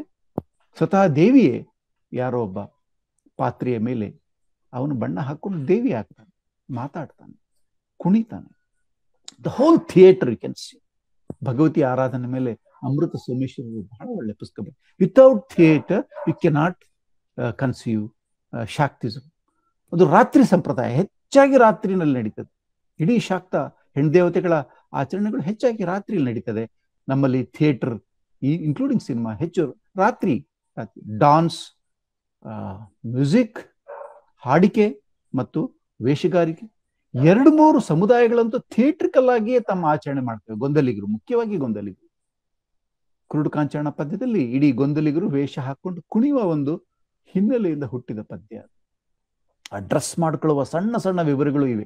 ಹಾರ ಏನಾಗಿತ್ತು, ವಿಭೂತಿ ಹಣೆಗೆ ಏನ್ ಹಾಕೊಂಡಿದ್ರು, ಕೈಯಲ್ಲಿ ದೊಂದಿ ಹೇಗೆ ಹಿಡ್ಕೊಂಡಿದ್ಲು ಕುರುಡು ಕಾಂಚಾಣ, ಅವೆಲ್ಲವೂ ಶಾಕ್ತ ಗೊಂದಲಿಗರಲ್ಲಿ ಆ ರಂಗ ಅಂತಲೇ ಕರೀತಾರೆ. ಬಹಳ ಇಂಟ್ರೆಸ್ಟಿಂಗ್. ನಮ್ಮ ಹೆಣ್ದೇವತೆಗಳಲ್ಲಿ ರಂಗ ಬಿಡಿಸುವುದು ಅಂತಲೇ ಇದೆ. The word ranga is there. ಅಲ್ಲೊಂದು ಅಕ್ಕಿಯಲ್ಲಿ, ಕಾಳುಗಳಲ್ಲಿ ರಂಗವನ್ನು ಹೊಯ್ತಾರೆ. ರಂಗ ಅದು ಅದು ಅದು ರಂಗಭೂಮಿ ಕೂಡ ಹೌದು. ರಂಗಭೂಮಿ ಇಲ್ಲದೆ, ರಂಗಭೂಮಿಯ ಅಂದ್ರೆ ಪರ್ಫಾರ್ಮಿಂಗ್ ಆರ್ಟ್ಸ್ ಇದೆಯಲ್ಲ, ಮ್ಯೂಸಿಕ್, ಡಾನ್ಸ್ ಮತ್ತು ಥಿಯೇಟರ್ ಮತ್ತು ಬಣ್ಣಗಾರಿಕೆ, ಇವುಗಳ ಹಿನ್ನೆಲೆ ಇಲ್ಲದೆ ಹೋದ್ರೆ ನಾವು ಹೆಣ್ದೇವತೆಗಳನ್ನು ಪೂರ್ಣವಾಗಿ ಅಧ್ಯಯನ ಮಾಡೋದು ಕಷ್ಟ ಇದೆ. ಉಜ್ಜಯಿನಿ ಚೌಡಮ್ಮ ಜಾತ್ರೆಗೆ ನಾನು ಹೋಗಿದ್ದೀನಿ. ಅಲ್ಲಿ 8 ದಿನ ಅಲ್ಲಿನ ದಲಿತರು ಬ್ರಾಹ್ಮಣರಾಗ್ತಾರೆ, ಬ್ರಾಹ್ಮಣರ ವೇಷ ಹಾಕೋತಾರೆ, ಉಪವಾಸ ಇರ್ತಾರೆ, ಶನಿವಾರ ಹಾಕೊಳ್ತಾರೆ. ಏನು ಈ ರಿಚುವಲ್ ಯಾಕೆ ಬಂತು? ಈ ಥರದ, ಅಥವಾ ಪಾಣರಾಟ ಅಂತ ಇದೆ ಕುಂದಾಪುರ ಭಾಗದಲ್ಲಿ, ಆ ಹೆಸರೇ ಇದೆ, ಆಟ. ಇಟ್ ಇಸ್ ಆಟ. ಸೊ ಕೋಲಗಳು ನಡೀತದೆ, ಭಗವತಿಗೆ ಆಟಗಳು ನಡೀತದೆ. ನಮ್ಮಲ್ಲಿ ಕೂಡ ನಮ್ಮ ರಾಯಚೂರು, ಬಳ್ಳಾರಿ ಭಾಗದಲ್ಲಿ ದೇವಿ ಮಹಾತ್ಮೆ ಬಹುಶಃ ಇಡೀ ಕರ್ನಾಟಕದಲ್ಲೇ ಇದೆ.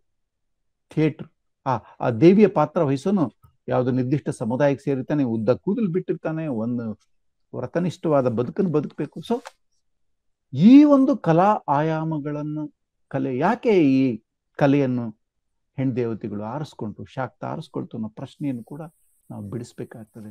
ಸೊ ಮ್ಯೂಸಿಕ್, ಲಿಟರೇಚರ್, ಬಣ್ಣಗಾರಿಕೆ, ವೇಷಗಾರಿಕೆ, ಕುಣಿತ, ಈ ಕಲಾ ಲೋಕದಲ್ಲಿ ಹೆಣ್ದೇವತೆಗಳ ಒಂದು ಸೃಜನಶೀಲ ಅಭಿವ್ಯಕ್ತಿ ಇದೆ. ಸ್ನೇಹಿತರೆ, ಕೊನೆಯದಾಗಿ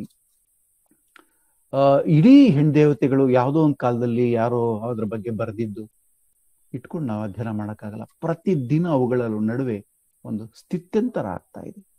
ಸ್ಥಿತ್ಯಂತರ ಇಲ್ಲದೆ ನಾವು ಒಂದು ಸ್ಥಗಿತ ಸ್ಥಿತಿನಲ್ಲಿ ಹೆಣ್ದೇವತೆಗಳನ್ನು ಅಥವಾ ಯಾವುದೇ ನಮ್ಮ ಧಾರ್ಮಿಕ ಚಟುವಟಿಕೆಗಳನ್ನು ಅಧ್ಯಯನ ಮಾಡೋಕ್ಕೆ ಆಗಲ್ಲ.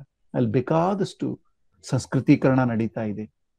ಸಂಸ್ಕೃತೀಕರಣ ಅಂದ್ರೆ ಮೇಲ್ಚಲನೆ, ತಮ್ಮ ಮೂಲ ರಿಚುವಲ್ಸ್ ಅನ್ನು ಬಿಟ್ಟು ಮಾಂಸಾಹಾರ ಅಥವಾ ಮದ್ಯವನ್ನು ಇಡುವಂತಹ ರಿಚುವಲ್ಸ್ ಕೂಡ ಕೆಲವು.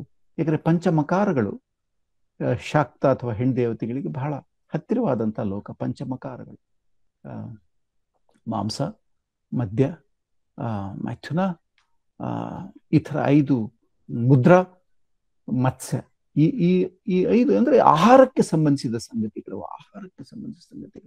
ಅದಕ್ಕೆ ಬಸವಣ್ಣವರು ಹೆಂಡತಿ ಮಾರಿ ಮಸಣೆಯ ಭಕ್ತೆ, ಹೆಂಡತಿ ಕೊಂಬುದು ಸುರೆ ಮಾಂಸ.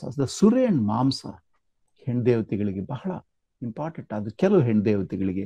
ಸೊ ಅವನ್ನೆಲ್ಲ ಬಿಟ್ಕೊಟ್ಟು ಅವು ಇನ್ಯಾವುದೋ ಹೊಸ ರಿಚುವಲ್ಗಳನ್ನ ಅವು ಮಾಡ್ಕೊಳ್ತಾ ಇವೆ.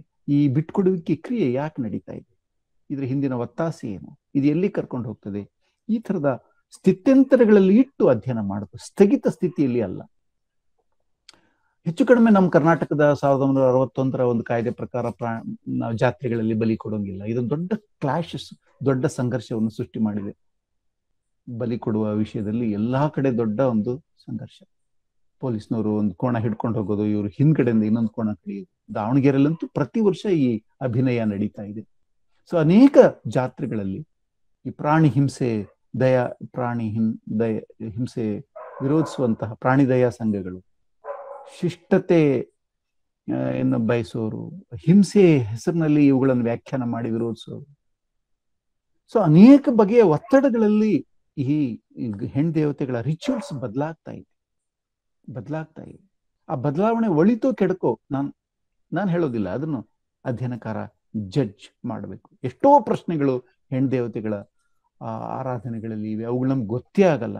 ಉದಾಹರಣೆಗೆ ನಾನು ಮಾತಾಡ್ತೀನಲ್ಲ, ಇಲ್ಲಿಂದ ಕೇವಲ 3-4 ಕಿಲೋಮೀಟರ್ ದೂರದಲ್ಲಿ ಧರ್ಮದ ಗುಡ್ಡ ಅಂತ ಇದೆ.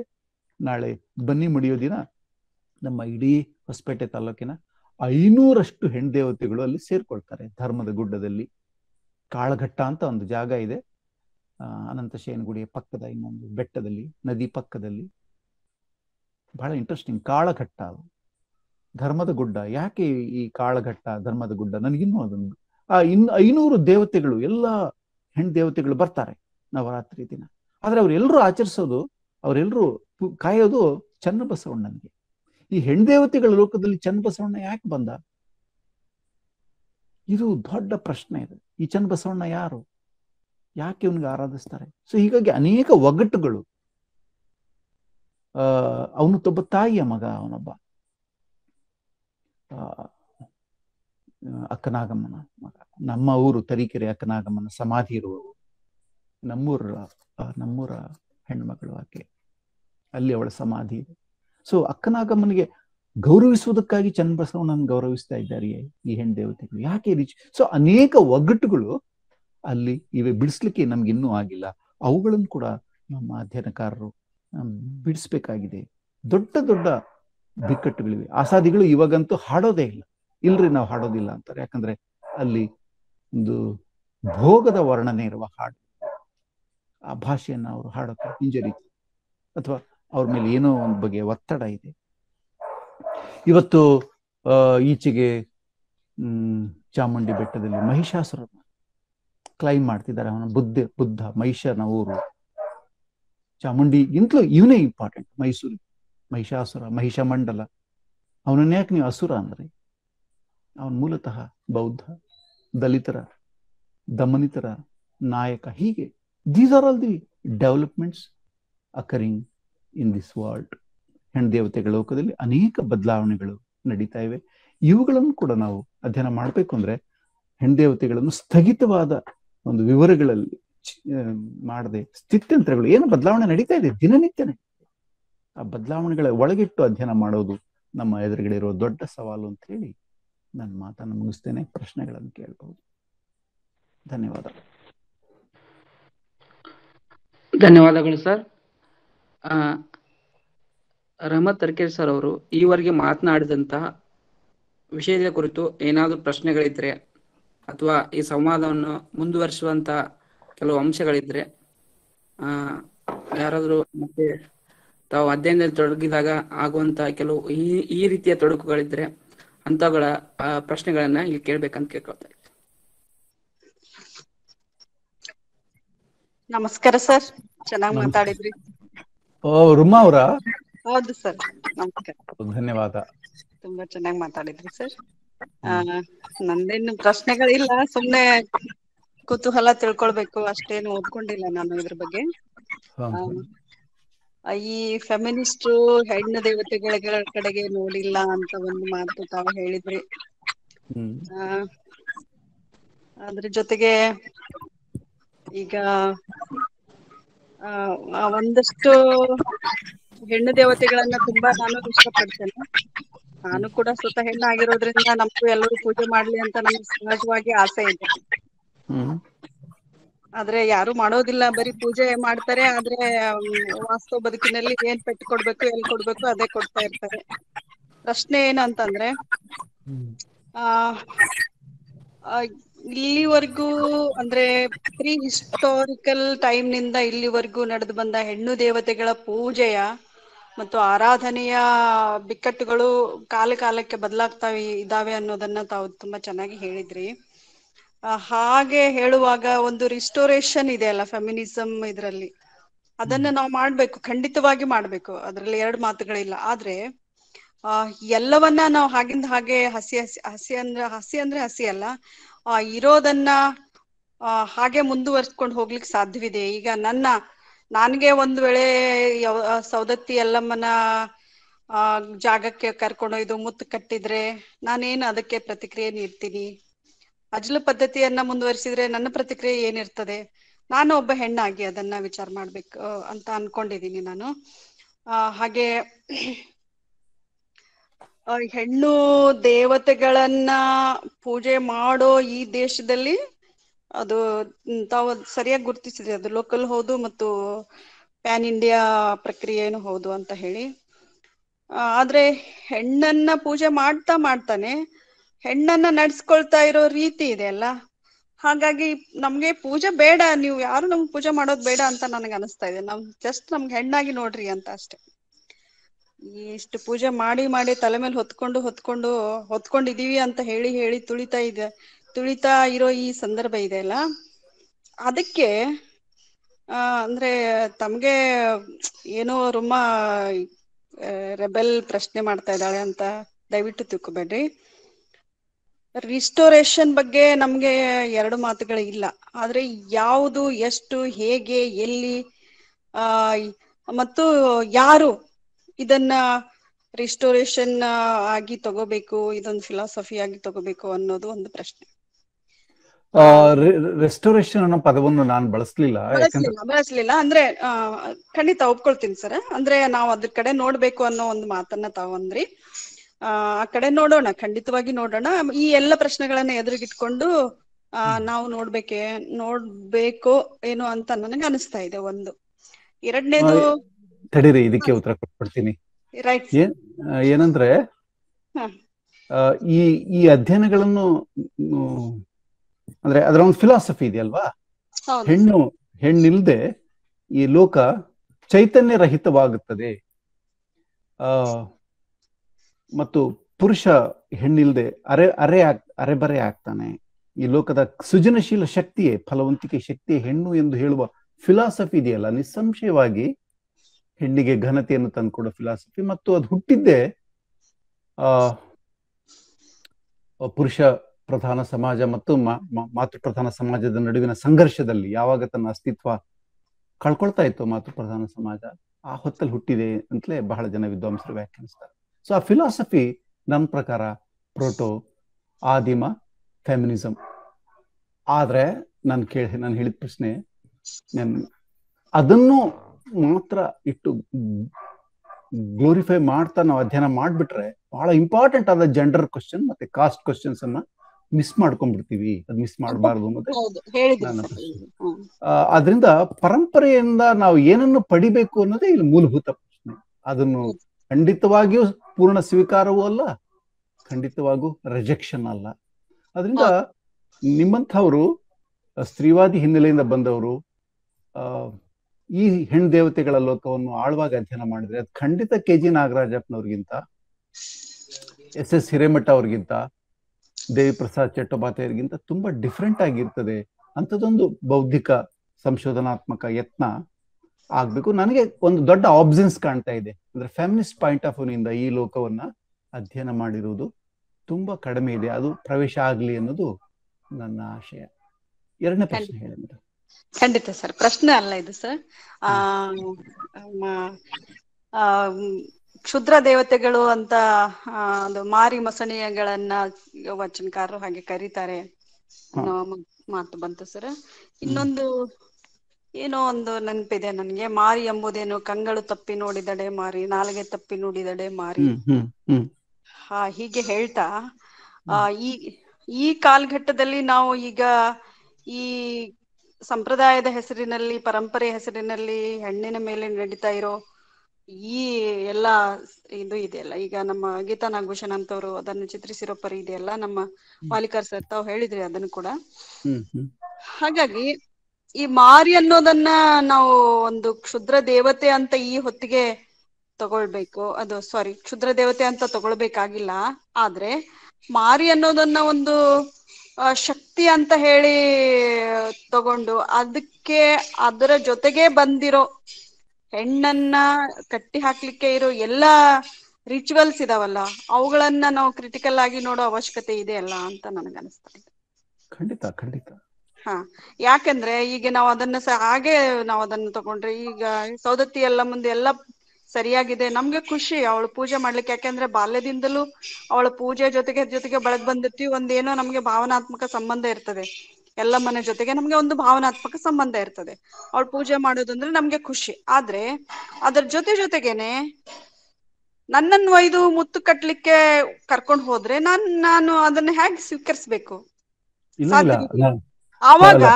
ಆವಾಗ ಅವಳ ಹೆಸರಿನಲ್ಲಿ ನಡೆಯುವುದು ಎಲ್ಲವೂ ನನಗೆ ಕ್ಷುದ್ರವಾಗಿ ಕಾಣ್ತದೋ ಅಥವಾ ಅದು ಶ್ರೇಷ್ಠವಾಗಿ ಕಾಣಿಸ್ತದೋ?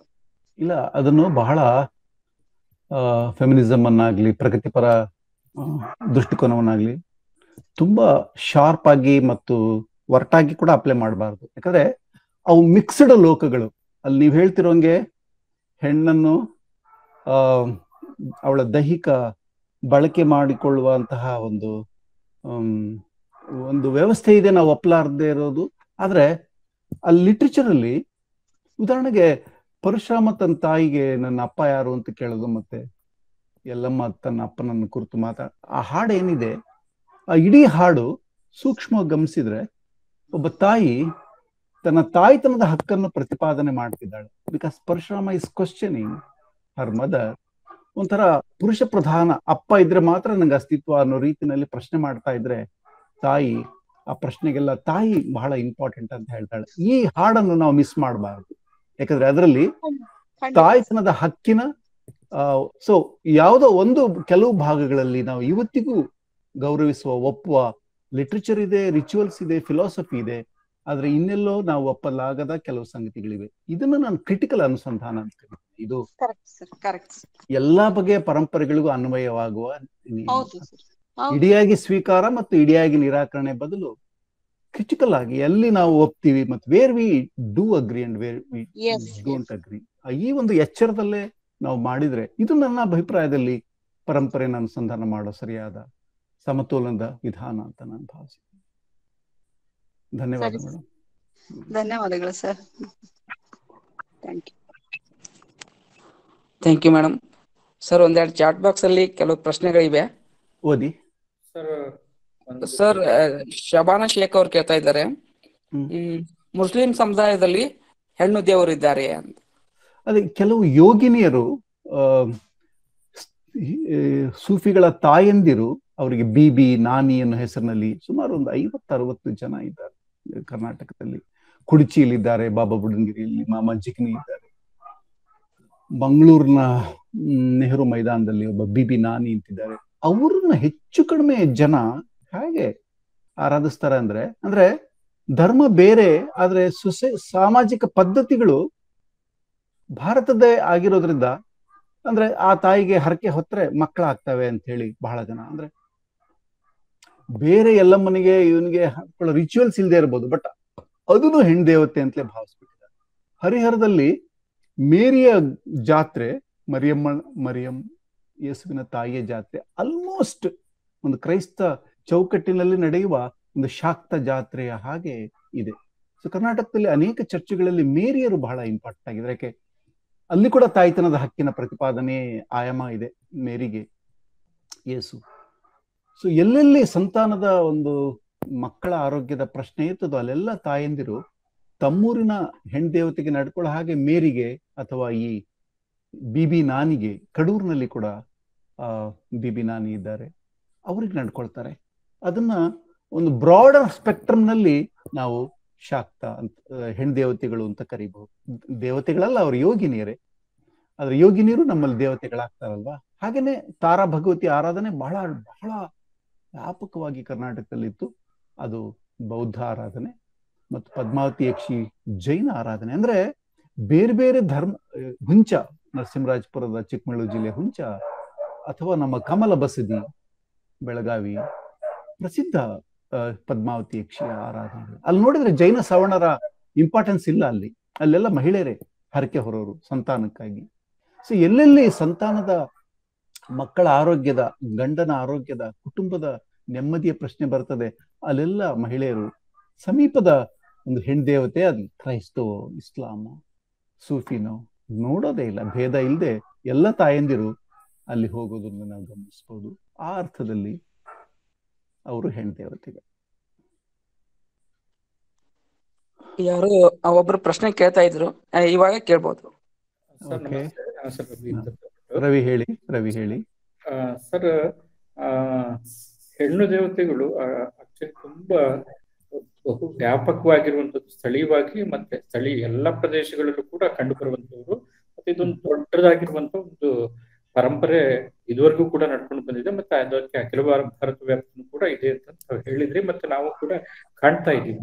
ಆದ್ರೆ ಮತ್ತೆ ಇವತ್ತು ಅದರ ಆರ್ಥಿಕವಾಗಿರುವಂತ ದೇವತೆಗಳ ಜೊತೆಗಿನ ಸಂಬಂಧ ಅಥವಾ ಸಾಮಾಜಿಕವಾಗಿರುವಂತಹ ಸಂಬಂಧ ಅಥವಾ ರಾಜಕೀಯವಾಗಿರುವಂತಹ ಸಂಬಂಧ ಏನಾಗ್ತಾ ಇದೆ ಅಂತಂದ್ರೆ, ನನ್ನ ಅಭಿಪ್ರಾಯದ ಪ್ರಕಾರ, ಗ್ರಹಿಕೆಯ ಪ್ರಕಾರ, ಆ ಹೆಣ್ಣು ದೇವತೆಗಳನ್ನ ದಾಟಿ ಒಂದು ಮಾದರಿಯ ಗಂಡು ದೇವತೆ ಆ ಸ್ಥಾನವನ್ನ ಪಡ್ಕೊಳ್ತಾ ಇದ್ರೆ, ಮತ್ತೆ ಈ ಹೆಣ್ಣು ದೇವತೆಗಳಿಗೂ ಮತ್ತೆ ಆರ್ಥಿಕವಾಗಿರುವ ಸಮುದಾಯದ ಆರ್ಥಿಕ ಸಂಬಂಧಕ್ಕೂ ಒಂದು ಮತ್ತೆ ಗ್ಯಾಪ್ ಬಂದಿರಂಗಿದೆ. ಮತ್ತೆ ರಾಜಕೀಯವಾಗಿರುವಂತ ಸಂಬಂಧ ಜೊತೆಗೆ ಏನಿತ್ತು ಅದು ಕೂಡ ಏನಾಗಿದೆ ಅಂತಂದ್ರೆ, ಹೆಣ್ಣು ದೇವತೆಗಳ ಜೊತೆಗಿನ ಸಂಬಂಧ ಬ್ರೇಕ್ ಆಗಿ ಗಂಡು ದೇವತೆಯ ಜೊತೆಗೆ ಒಂದು ಧಾರ್ಮಿಕ ಹೆಸರಿನಲ್ಲಿ ರಾಜಕೀಯ ಸಂಬಂಧ ಅನ್ನುವಂಥದ್ದು ಕ್ರಿಯೇಟ್ ಆಗಿ ಎಲ್ಲೋ ಒಂಥರದ ಒಂದು ಬಿಕ್ಕಟ್ಟಿನ ಪರಿಸ್ಥಿತಿ ಅನ್ನುವಂಥದ್ದು ಹೆಣ್ಣು ದೇವತೆಗೆ ಸಂಬಂಧಪಟ್ಟಂಗೆ ಅದು ಆರ್ಥಿಕವಾಗಿ ಮತ್ತೆ ಸಾಮಾಜಿಕವಾಗಿ ರಾಜಕೀಯವಾಗಿ ಕಾಣ್ತಾ ಇದೆ ಅಂತ ನನ್ಗೆ ಈ ಕ್ಷಣದಲ್ಲಿ ಅನಿಸ್ತದೆ ಸರ್. ಸರಿ ರವಿ, ಏನಂದ್ರೆ ನಮ್ಗೆ ಒಂದು ಹೆಣ್ದೇವತೆಗಳ ಮೇಲೆ ಒಂದು ಚಾರಿತ್ರಿಕ ಅಧ್ಯಯನ ಮಾಡ್ಬೋದು, ಅಥವಾ ಶಿಲ್ಪಶಾಸ್ತ್ರದ ವಾಸ್ತುಶಿಲ್ಪಶಾಸ್ತ್ರದ ಅಧ್ಯಯನ ಮಾಡ್ಬೋದು. ನೀವ್ ಹೇಳ್ತಿರೋ ಈ ಡೈಮೆನ್ಷನ್ನೇ ಬಹಳ ಇಂಪಾರ್ಟೆಂಟ್ ಸಂಶೋಧಕರಿಗೆ. ಹಿಂಗಾರೆ ನಮ್ಮ ಅಧ್ಯಯನಗಳಲ್ಲಿ ಮಿಸ್ ಆಗ್ತಿರೋದು ಇದೆ. ವರ್ತಮಾನದ ನೆಲೆಯಲ್ಲಿ ನಡೆಯುತ್ತಿರುವ ವಿದ್ಯಮಾನಗಳನ್ನು, ಸ್ಥಿತ್ಯಂತರಗಳನ್ನು ಗಮನಿಸ್ತಾ ಯಾಕೆ ಇವು ಈ ಬದಲಾವಣೆ ಆಗ್ತಾ ಇವೆ, ಇದ್ರ ಹಿಂದಿನ ಚಾರಿತ್ರಿಕ ಒತ್ತಡ ಏನು, ಇದ್ರ ಹಿಂದಿನ ತಾತ್ವಿಕತೆ ಏನು ಅಂತ ನೋಡೋದೇ ನಿಜವಾಗ್ಲೂ ಹೆಣ್ದೇವತೆಗಳ ಅಧ್ಯಯನಕ್ಕೆ ಒಂದು ಆಧುನಿಕತೆಯ ಚಿಂತನೆಯ ಸ್ಪರ್ಶ ಕೊಡುವ ಒಂದು ವಿಧಾನ. ಆದ್ರೆ ಈ ಅವುಗಳ ಆಚರಣೆಗಳನ್ನು ದಾಖಲ್ ಮಾಡೋದು, ಚಾರಿತ್ರಿಕವಾಗಿ ಅವುಗಳನ್ನ ವಿಶ್ಲೇಷಣೆ ಮಾಡೋದು, ಇದು ತುಂಬಾನೇ ನಡೆದಿದೆ. ನೀವು ಹೇಳ್ತಿರೋ ಆಯಾಮನೆ ನಾವು ಜೋಡಿಸಿದ್ರೆ ಆ ಚಾರಿತ್ರಿಕ ಮತ್ತು ಶಿಲ್ಪದ, ವಾಸ್ತುಶಿಲ್ಪದ ಆಚರಣೆಯ ಆಯಾಮಗಳಿಗೆ ಈ ವಿಶ್ಲೇಷಣೆ ಏನಿದೆ ಇದು, ಯಾಕಂದ್ರೆ ಇಲ್ಲಿ ನಾವು ಮೌಲ್ಯದ ಪ್ರಶ್ನೆಗಳನ್ನು ತಂದ್ಬಿಡ್ತೀವಿ, ಸರಿತಪ್ಪುಗಳ ಪ್ರಶ್ನೆ ತರ್ತೀವಿ. ಇದು ಜೋಡಣೆ ಆಗ್ಬೇಕು ಅಂತಲೇ ನನ್ನ ಈ ನಮ್ಮ ಅಧ್ಯಯನದಲ್ಲಿ ಈ ಅಧ್ಯಾಯ, ಈ ಡೈಮೆನ್ಷನ್ ಆಯಾಮ ತುಂಬಾ ಅಗತ್ಯ ಬೇಕಾಗಿದೆ. ಇದು ಎಲ್ಲ ಬಗೆಯ ಧಾರ್ಮಿಕ ಆಚರಣೆಗಳಿಗೆ ಕೂಡ ಬೇಕಾಗಿದೆ. ಸೂಫಿಗಳು ಅಂತಂದ್ರೆ ಹಿಸ್ಟಾರಿಕಲಿ ಸೂಫಿಸಮ್ ಅನ್ನ ವಿವರಿಸೋದು ಬೇರೆ. ಆದ್ರೆ ಇವತ್ತು ಕೆಲವು ಸೂಫಿಗಳು ತಮ್ಮ ಪ್ರೇಮ ತತ್ವ ಬಿಟ್ಟು ರಾಜಕಾರಣಕ್ಕೆ ಇಳಿದು ಒಂದು ಬಗೆಯ ಮೂಲಭೂತವಾದದ ಕಡೆ ಕೂಡ ಚಲಿಸ್ತಾ ಇರೋದನ್ನು ನಾನು ಗಮನಿಸ್ಲೇಬೇಕಲ್ವಾ. ಅದ್ ಗಮನಿಸದೆ ಹೋದ್ರೆ ಅದಕ್ಕೊಂದು ಸಮಕಾಲೀನ ಡೈಮೆನ್ಷನ್ ಬರೋದಿಲ್ಲ. ಬೆಂಗಾಲ್ನಲ್ಲಿ ಈ ಸಲದ ಎಲೆಕ್ಷನ್ ಅಲ್ಲಿ ಸೂಫಿ ಮನೆತನಕ್ಕೆ ಸೇರಿದಂತಹ ಒಬ್ಬ ವ್ಯಕ್ತಿ ಹಾಗೆ ಒಂದು ಮೂಲಭೂತವಾದಿ ಎಂದು ಕರೆಯಬಹುದಾದ ನಿಲುವಿನಲ್ಲಿ ರಾಜಕೀಯ ಪ್ರವೇಶ ಮಾಡಿದೆ. That is A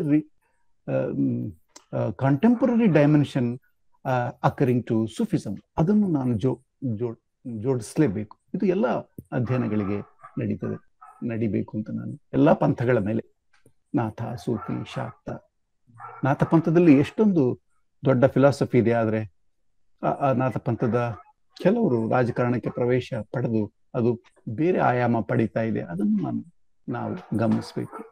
thank you Ravi sir. ಮತ್ತೆ ಇನ್ನೊಂದು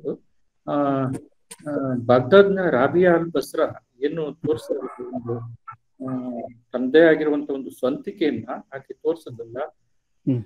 ಆ ಸೂಫಿ ನಾವು ಇಲ್ಲಿ ಆದ್ರೆ ಸೂಫಿ ಯೋಗಿನಿ ಅಂತ ನಾವು ಕರಿಬೇಕು ಅಥವಾ ಸೂಫಿ ಸಂತಳು ಅಂತ ಕರಿಬೇಕು, ನನಗೆ ಗೊತ್ತಾಗ್ತಾ ಇಲ್ಲ. ಆದ್ರೆ ರಾಬಿಯಾ ಅಲ್ ಬಸ್ರಾ ಕುರಾನ್ಗೆ ಸಂಬಂಧಪಟ್ಟಂಗೆ ಅವಳು ಯಾವ ಬಗೆಯ ಒಂದು ನಿಲುವನ್ನು ತೆಗೆದುಕೊಂಡು ನನಗೆ ಸರಿ ಇರುವಂತದ್ದನ್ನ, ನನ್ನ ದೇವರು ಮತ್ತೆ ನನಗೆ ಸರಿ ಇರುವಂತದ್ದನ್ನ ನಾನು ತೆಗೆದುಕೊಳ್ತೇನೆ ತೀರ್ಮಾನ ಅಂತಂತ.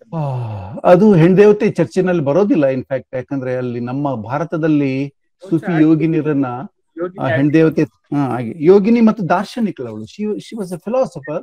ಅವಳೇನ್ ಹೇಳಿದ್ಲು, ಬಹಳ ಸಿಂಪಲ್.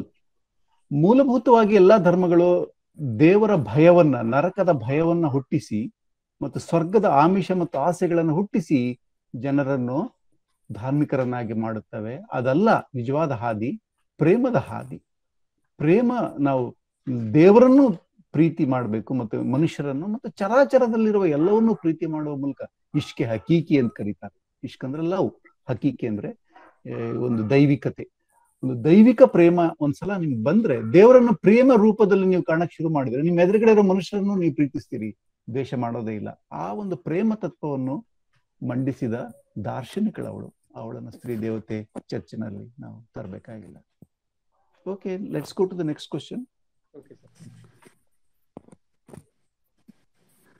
ಸರ್, ಸ್ವಲ್ಪ ತುಂಬಾ ಪ್ರಶ್ನೆಗಳಿವೆ, ತುಂಬಾ ಚಾಟ್ ನಲ್ಲಿ ಬರ್ತಾ ಇದೆ. ಇನ್ನೊಂದು ಪ್ರಶ್ನೆ ಕಾದರ್ ಭಾಷೆ ಅವರು ಕೇಳ್ತಾ ಇದ್ದಾರೆ.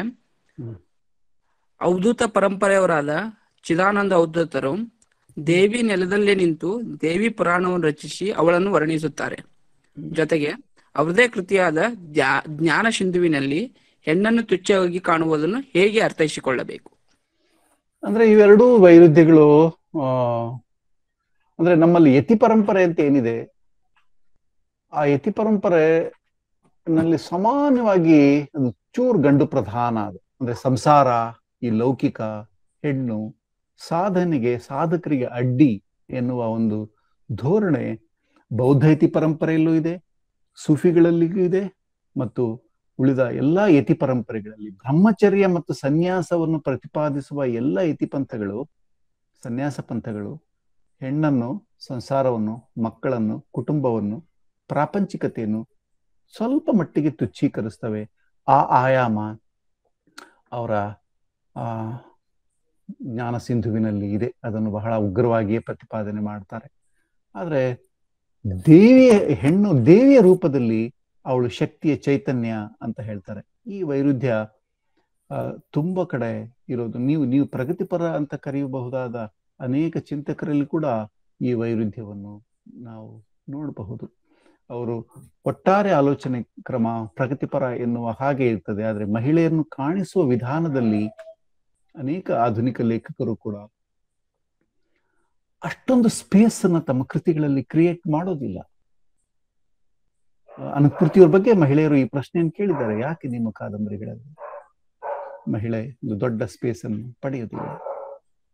ಇಲ್ಲ, ಆಕೆ ಒಂದು ಸಂಕೇತವಾಗಿ ಬಂದ್ರೆ ಸಾಕು ಅಂತ. ಅಂದ್ರೆ ಗಂಡಿನ ಯಾವುದೋ ಸಂಕಟವನ್ನ, ಯಾವುದೋ ಸಂತಸವನ್ನ, ಅವನ ಸಂಭ್ರಮವನ್ನ ಕಾಣಿಸುವುದಕ್ಕೆ ನೆಪವಾಗಿ ಒಂದು ಉಪಕರಣವಾಗಿ ಬರುವ ವಿಧಾನದಲ್ಲಿ ಅವರ ಹೆಣ್ಣನ್ನು ಕಾಣಿಸುವ ವಿನ್ಯಾಸ ಇದೆ.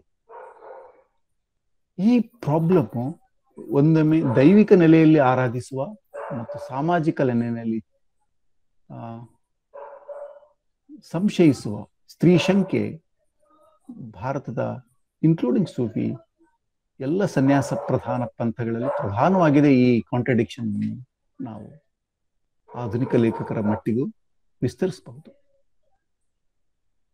ಚಂಪಾ ಅವರ ಹೆಣ್ಣನ್ನು ಕುರಿತ ಅನೇಕ ಹೇಳಿಕೆಗಳು ಮಹಿಳೆಯರು ಪ್ರಶ್ನೆ ಮಾಡಿರೋದನ್ನು ನೀವು ಗಮನಿಸಬಹುದು.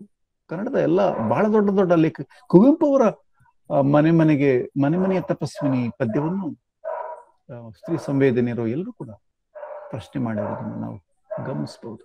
ಸೊ ಪ್ರಗತಿಪರತೆ ಎಂದು ಕರೆಯಬಹುದಾದ ಒಟ್ಟು ಚೌಕಟ್ಟಲ್ಲೇ ಮಹಿಳೆಯ ಕುರಿತ ನಿಲುವು ಬಹಳ ಪ್ರಾಬ್ಲಮೆಟಿಕ್ ಆಗಿರುವಂತಹ ಈ ವಿನ್ಯಾಸ ಪಂಥಗಳಿಂದ ಹಿಡಿದು ಆಧುನಿಕ ಚಳುವಳಿಗಳಲ್ಲಿ ಕೂಡ ಇದೆ.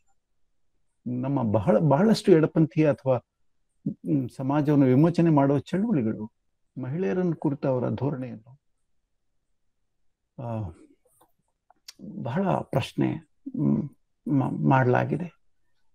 ನಮಗೇ ಗೊತ್ತಿಲ್ಲದ ನಮ್ಮ ಚರಿತ್ರೆ ಅಂತ ಹೇಳಿ ಆಂಧ್ರದಲ್ಲಿ ಕಮ್ಯುನಿಸ್ಟ್ ಚಳುವಳಿಯಲ್ಲಿ ಮಹಿಳೆಯರ ಪಾತ್ರ ಕುರಿತು ಬೇರೆ ಮಹಿಳೆಯರು ಒಂದು ಪುಸ್ತಕವನ್ನು ಬರೆದು, ಮೀಕಿ ತಿಳಿಸಲೇದಿ ಮೀನ್ ಚರಿತ್ರಮು ಅಂತಲೇ ಏನೋ ಆ ಪುಸ್ತಕ. So this contradiction is we can find it everywhere. Okay, next question ಹೋಗೋಣ. ಸರ್, ಶರೀಫ್ ಅವ್ರು ಕೇಳ್ತಾ ಇದ್ದಾರೆ,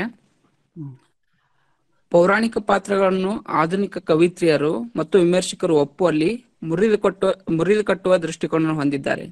ಅದರಂತೆ ಈ ಹೆಣ್ಣು ದೇವತೆಗಳನ್ನು ನೋಡುವ ದೃಷ್ಟಿಕೋನ ಎಂತಹದು ಅಂತ. ಹಾಗೆ ಕೆಲವರು ಅಂದ್ರೆ ಕನ್ನಡ ಆಧುನಿಕ ಲೇಖಕರು ಈ ಹೆಣ್ದೇವತೆಗಳನ್ನು ಅನುಸಂಧಾನ ಮಾಡಿರುವ ಬಗೆಯನ್ನು ಬಹಳ ಯಾರಾದ್ರೂ ಒಬ್ರು ಅಧ್ಯಯನ ಮಾಡ್ಬೋದು. ಅಮ್ಮನ ಗುಡ್ಡ ಅಂತ ಹೇಳಿ ಒಂದು ಪದ್ಯವನ್ನು ಬರೀತಾರೆ ಸರ್ವಮಂಗಳ ಅವರು. ಸೊ ಬೇಂದ್ರೆಯವರು ಹೆಣ್ಣನ್ನು ಅಥವಾ ದೇವಿಯನ್ನು ಕುರಿತ ಪದ್ಯಗಳು, ಕಾಳಿಯನ್ನು ಕುರಿತ ಕುವೆಂಪು ಅವರ ಪದ್ಯಗಳು. ಸೊ ಹೆಣ್ದೇವತೆಗಳನ್ನು ಆಧರಿಸಿ ಎಷ್ಟು ಬಗೆಯಲ್ಲಿ ಯಾರ್ಯಾರು ಅನುಸಂಧಾನ ಮಾಡಿದ್ದಾರೆ ಅವುಗಳ ಕುರಿತು ಯಾರಾದ್ರೂ ಬಹಳ ಇಂಟ್ರೆಸ್ಟಿಂಗ್ ಆದ ಅಧ್ಯಯನ ಮಾಡ್ಬೋದು. ಅವ್ರೇನ್ ಮಾಡ್ತಾರೆ, ಆ ಶಾಕ್ತದ ಮೂಲ ತತ್ವ ಇದೆಯಲ್ಲ, ಹೆಣ್ಣನ್ನು ಘನತೆಯಿಂದ ಪರಿಗ್ರಹಿಸುವ, ಹೆಣ್ಣೊಂದು ಚೈತನ್ಯದ ಮೂಲ ಎಂದು ಪರಿಗ್ರಹಿಸುವ ಒಂದು ಫಿಲಾಸಫಿ ಎಳೆಯನ್ನು ಇಟ್ಕೊಂಡು ಅದನ್ನು ಮರು ರಚನೆ ಮಾಡ್ತಾರೆ. ಬೇಂದ್ರೆಯವರು ಪರ್ಟಿಕ್ಯುಲರ್ಲಿ ಸೌಂದರ್ಯ ಲಹರಿಯಲ್ಲಿ ಹೆಣ್ಣಿಲ್ದೆ ಶಕ್ತಿ ಇಲ್ಲದೆ ಶಿವ ಎಷ್ಟು ನಿಷ್ಪ್ರಯೋಜಕ ಅನ್ನುವಂಥ ಪದ್ಯಗಳನ್ನೇ ಅವರು ಉದ್ದೇಶಪೂರ್ವಕವಾಗಿ ಅನುವಾದ ಮಾಡಿದ್ದಾರೆ. ಇಂಥ ಕವಿಗಳನ್ನು ನಾವು ಒಂದು ಹೆಣ್ದೇವತೆಗಳನ್ನು ಒಂದು ಆಧುನಿಕ ಅನುಸಂಧಾನ ಅಂತ ನಾವು ಕರಿಬಹುದು.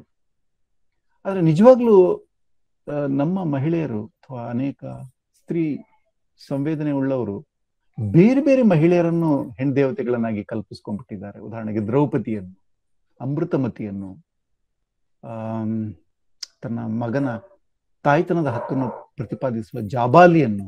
ಅವ್ರ್ಯಾರು ದೇವತೆಗಳಲ್ಲ, ಆದ್ರೆ ಪುರಾಣದ ಮಹಿಳೆಯರು, ಚರಿತ್ರೆಯ ಮಹಿಳೆಯರು. ಪುರುಷ ಪ್ರಧಾನ ಸಮಾಜದಲ್ಲಿ ತಮ್ಮ ಲೈಂಗಿಕ ಹಕ್ಕನ್ನು, ತಾಯ್ತನದ ಹಕ್ಕನ್ನು ಮತ್ತು ಅಸ್ತಿತ್ವವನ್ನು ಪ್ರತಿಪಾದನೆ ಮಾಡಿದ ಎಲ್ಲ ಚಾರಿತ್ರಿಕ ಪೌರಾಣಿಕ ಸ್ತ್ರೀಯರನ್ನು ಆಧುನಿಕ ಅಕ್ಕಮಹಾದೇವಿ, ಬಹಳ ಮುಖ್ಯವಾಗಿ ಅಕ್ಕಮಹಾದೇವಿ, ಕನ್ನಗಿ, ತಮಿಳು ಕಾವ್ಯದಲ್ಲಿ ಬರುವ ಕನ್ನಗಿ, ಇಡೀ ರಾಜ್ಯದ ಪ್ರಭುತ್ವವನ್ನೇ ಅವಳು ಮಧುರೆಯನ್ನು ಸುಟ್ಟು ಹಾಕ್ಬಿಡ್ತಾಳೆ ತನ್ನ ಗಂಡನನ್ನು ಕೊಂದ ಕಾರಣಕ್ಕಾಗಿ. ಇಂಥ ಮಹಿಳೆಯರನ್ನು, ಸೊ ಇವುಗಳನ್ನ ಚರಿತ್ರೆ ಮತ್ತು ಪುರಾಣದ ಮಹಿಳೆಯರನ್ನು ಆಧುನಿಕ ಸ್ತ್ರೀವಾದಿ ಸಂಕೇತಗಳಾಗಿ ಆಧುನಿಕ ಸಾಹಿತ್ಯ ಬಳಸಿರೋದನ್ನು ಇಡೀ ಭಾರತದಲ್ಲೇ ನಾವು ನೋಡಬಹುದು. ಅದು ಇನ್ನೊಂದು ಬಗೆಯ ಅನುಸಂಧಾನ. ಓಕೆ ಸರ್, ಅಮರ್ ಬಿ ಅನ್ನೋರು ಕೇಳ್ತಾ ಇದ್ದಾರೆ, ಸ್ತ್ರೀವಾದ ಎನ್ನುವುದು ಒಂದು ಜ್ಞಾನ ಶಿಸ್ತಾಗಿ ಬೆಳೆದಿದ್ದು ಪಶ್ಚಿಮದಲ್ಲಿ. ನಮ್ಮ ಶಾಕ್ತ ಪರಂಪರೆಗಳು ಹೆಣ್ಣಿನ ಕುರಿತು ಪ್ರತ್ಯೇಕವಾಗಿ ಹೇಗೆ ಚಿಂತನೆ ನಡೆಸಿದ್ದಾವೆ ಅಂತ. ಇದುವರೆಗೂ ಅದನ್ನೇ ಹೇಳ್ತಾ ಇದ್ದೆ. ಸ್ತ್ರೀವಾದದ ಮೂಲ ಪಶ್ಚಿಮ ಅಂತಲೇ ಹೇಳ್ಬೇಕಾಗಿಲ್ಲ. ಪ್ರಧಾನವಾದ ಪಠ್ಯಗಳು, ಪ್ರಧಾನವಾದ ಚಿಂತಕಿಯರು ಪಶ್ಚಿಮದಿಂದ ಬಂದ್ರು ಕೂಡ ತುಂಬಾ ಜನ ಆಫ್ರಿಕನ್ ಚಿಂತಕಿಯರು, ಅಮೆರಿಕದಲ್ಲಿರುವ ಆಫ್ರಿಕನ್ ಮೂಲದ ಚಿಂತಕಿಯರು ಮತ್ತು ಆಫ್ರಿಕಾದಲ್ಲಿರುವ ಚಿಂತಕಿಯರು ಮತ್ತು ಭಾರತದಲ್ಲಿರುವ ಬಹಳಷ್ಟು ಚಿಂತಕಿಯರು ನೋಡಿ, ಸ್ತ್ರೀವಾದಕ್ಕೆ ಸಂಬಂಧಪಟ್ಟಂಗೆ ಬರ್ತಿದ್ದಂಗೆನೆ ಗಡಿಗಳೇ ಇಲ್ಲ. ಸ್ತ್ರೀವಾದಿಗಳು, ಅದು ಗಂಡಸರಾಗಿರ್ಬಹುದು ಪುರುಷರಾಗಿರ್ಬಹುದು, ತಮಗೆ ಹೆಣ್ಣಿನ ಘನತೆಯನ್ನು ಎತ್ತಿ ಹಿಡಿಯುವ ಚಿಂತನೆಯನ್ನು ಜಗತ್ತಿನ ಎಲ್ಲ ಕಡೆಯಿಂದ ತಗೊಂಡ್ಬಿಟ್ಟಿದ್ದಾರೆ. ನಾಟ್ ಓನ್ಲಿ ಫ್ರಮ್ ವೆಸ್ಟ್, ಎಲ್ಲ ಕಡೆ ತಗೊಂಡಿದ್ದಾರೆ. ಭಾರತದಲ್ಲಿ ಕೂಡ ಇದ್ದಾರಲ್ಲ, ಅವರು ದೊಡ್ಡ ಫಿಲಾಸಫಿಕಲ್ ಟೆಕ್ಸ್ಟ್ಗಳು ಬರೀದೇ ಇರಬಹುದು. ಜಾಬಾಲಿ ಸತ್ಯಕಾಮ, ಜಾಬಾಲಿ ಶಾಲೆಗೆ ಮಗುವನ್ನು ಗುರುಕುಲಕ್ಕೆ ಸೇರಿಸುವಾಗ ನಿಮ್ಮ ಅಪ್ಪ ಯಾರು ಕೇಳ್ಕೊಂಡ್ ಬಾ ಅಂತ ಹೇಳಿ ಮಗುವನ್ನು ವಾಪಸ್ ಕಳ್ಸಿದ್ರೆ, ಹೋಗೋ ಹೇಳೋ ನಾನು ಜಾಬಾಲಿಯ ಮಗ ಅಂತ ಹೇಳುತ್ತ. ಇದೇ ಬಗ್ಗೆ ಅಸರ್ಷನ್ ಅನ್ನ ಎಲ್ಲಮ್ಮ ಕೂಡ ಮಾಡ್ತಾಳೆ. ಮಗನೇ, ನೀನು ನನ್ನ ಮಗ, ಯಾಕೆ ಅಪ್ಪನ ಅಡ್ರೆಸ್ ಅಂತ ಹೇಳ್ತೀಯ ಅಂತಲೇ ಅವಳ ಆರ್ಗ್ಯುಮೆಂಟ್. ಬಹಳ ಬ್ಯೂಟಿಫುಲ್ ಆಗಿದೆ ಆ ಡೈಲಾಗು. ರಾಮ ತನ್ನ ತಾಯಿಯನ್ನ ಕಡಿಯುವ ರಾಮ, ಹಾಗೆ ತಾಯಿ ಅವಳನ್ನ ಎದುರಿಸ್ತಾಳೆ ಅಂತ ನಮ್ಮ ಜೋಗತಿಯರು ಹಾಡ್ತಾರೆ. ಸೊ ಇವುಗಳನ್ನ ನಾವು ಒಂದು ಫೆಮಿನಿಸ್ಟ್ ಟೆಕ್ಸ್ಟ್ಗಳಂತಲೇ ಭಾವಿಸ್ಬೇಕು. ಅಕ್ಕನಾಗಮ್ಮನ ಕುರಿತ ಎಲ್ಲ ಬಗೆಯ ಹಾಡುಗಳು ಫೆಮಿನಿಸ್ಟ್ ಟೆಕ್ಸ್ಟ್ಗಳು. ಅಥವಾ ನಮ್ಮ ಗಂಡನನ್ನು ಶಂಕೆ ಮಾಡಿ ಬೇಟೆಗೆ ಹೋಗೋಕ್ ಮುಂಚೆ ಶಂಕೆ ಮಾಡ್ತಾನಲ್ಲ, ಸಂಕಮನನ್ನು ಬಂಧಿಸಿ ಹೋಗ್ತಾನೆ, ಆ ಸಂಕಮನ ಸಾಲು ಏನಿದೆ ನಮ್ಮ ಮಾದೇಶ್ವರ ಕಾವ್ಯದಲ್ಲಿ, ಅದು ಒಂದು ಫೆಮಿನಿಸ್ಟ್ ಟೆಕ್ಸ್ಟ್. ಸೊ ಸ್ನೇಹಿತರೆ, ಒಂದು ಸಿಸ್ಟಮ್ಯಾಟಿಕ್ ಆದ ಲಾಜಿಕಲಿ ಕನ್ಸ್ಟ್ರಕ್ಟ್ ಮಾಡಿದ ಫಿಲಾಸಫಿನೇ ಆಗ್ಬೇಕಾಗಿಲ್ಲ ಫೆಮಿನಿಸಮ್ಗೆ. ನಮ್ಮ ಕಥನಗಳೇ, ಮಿತ್ಗಳೇ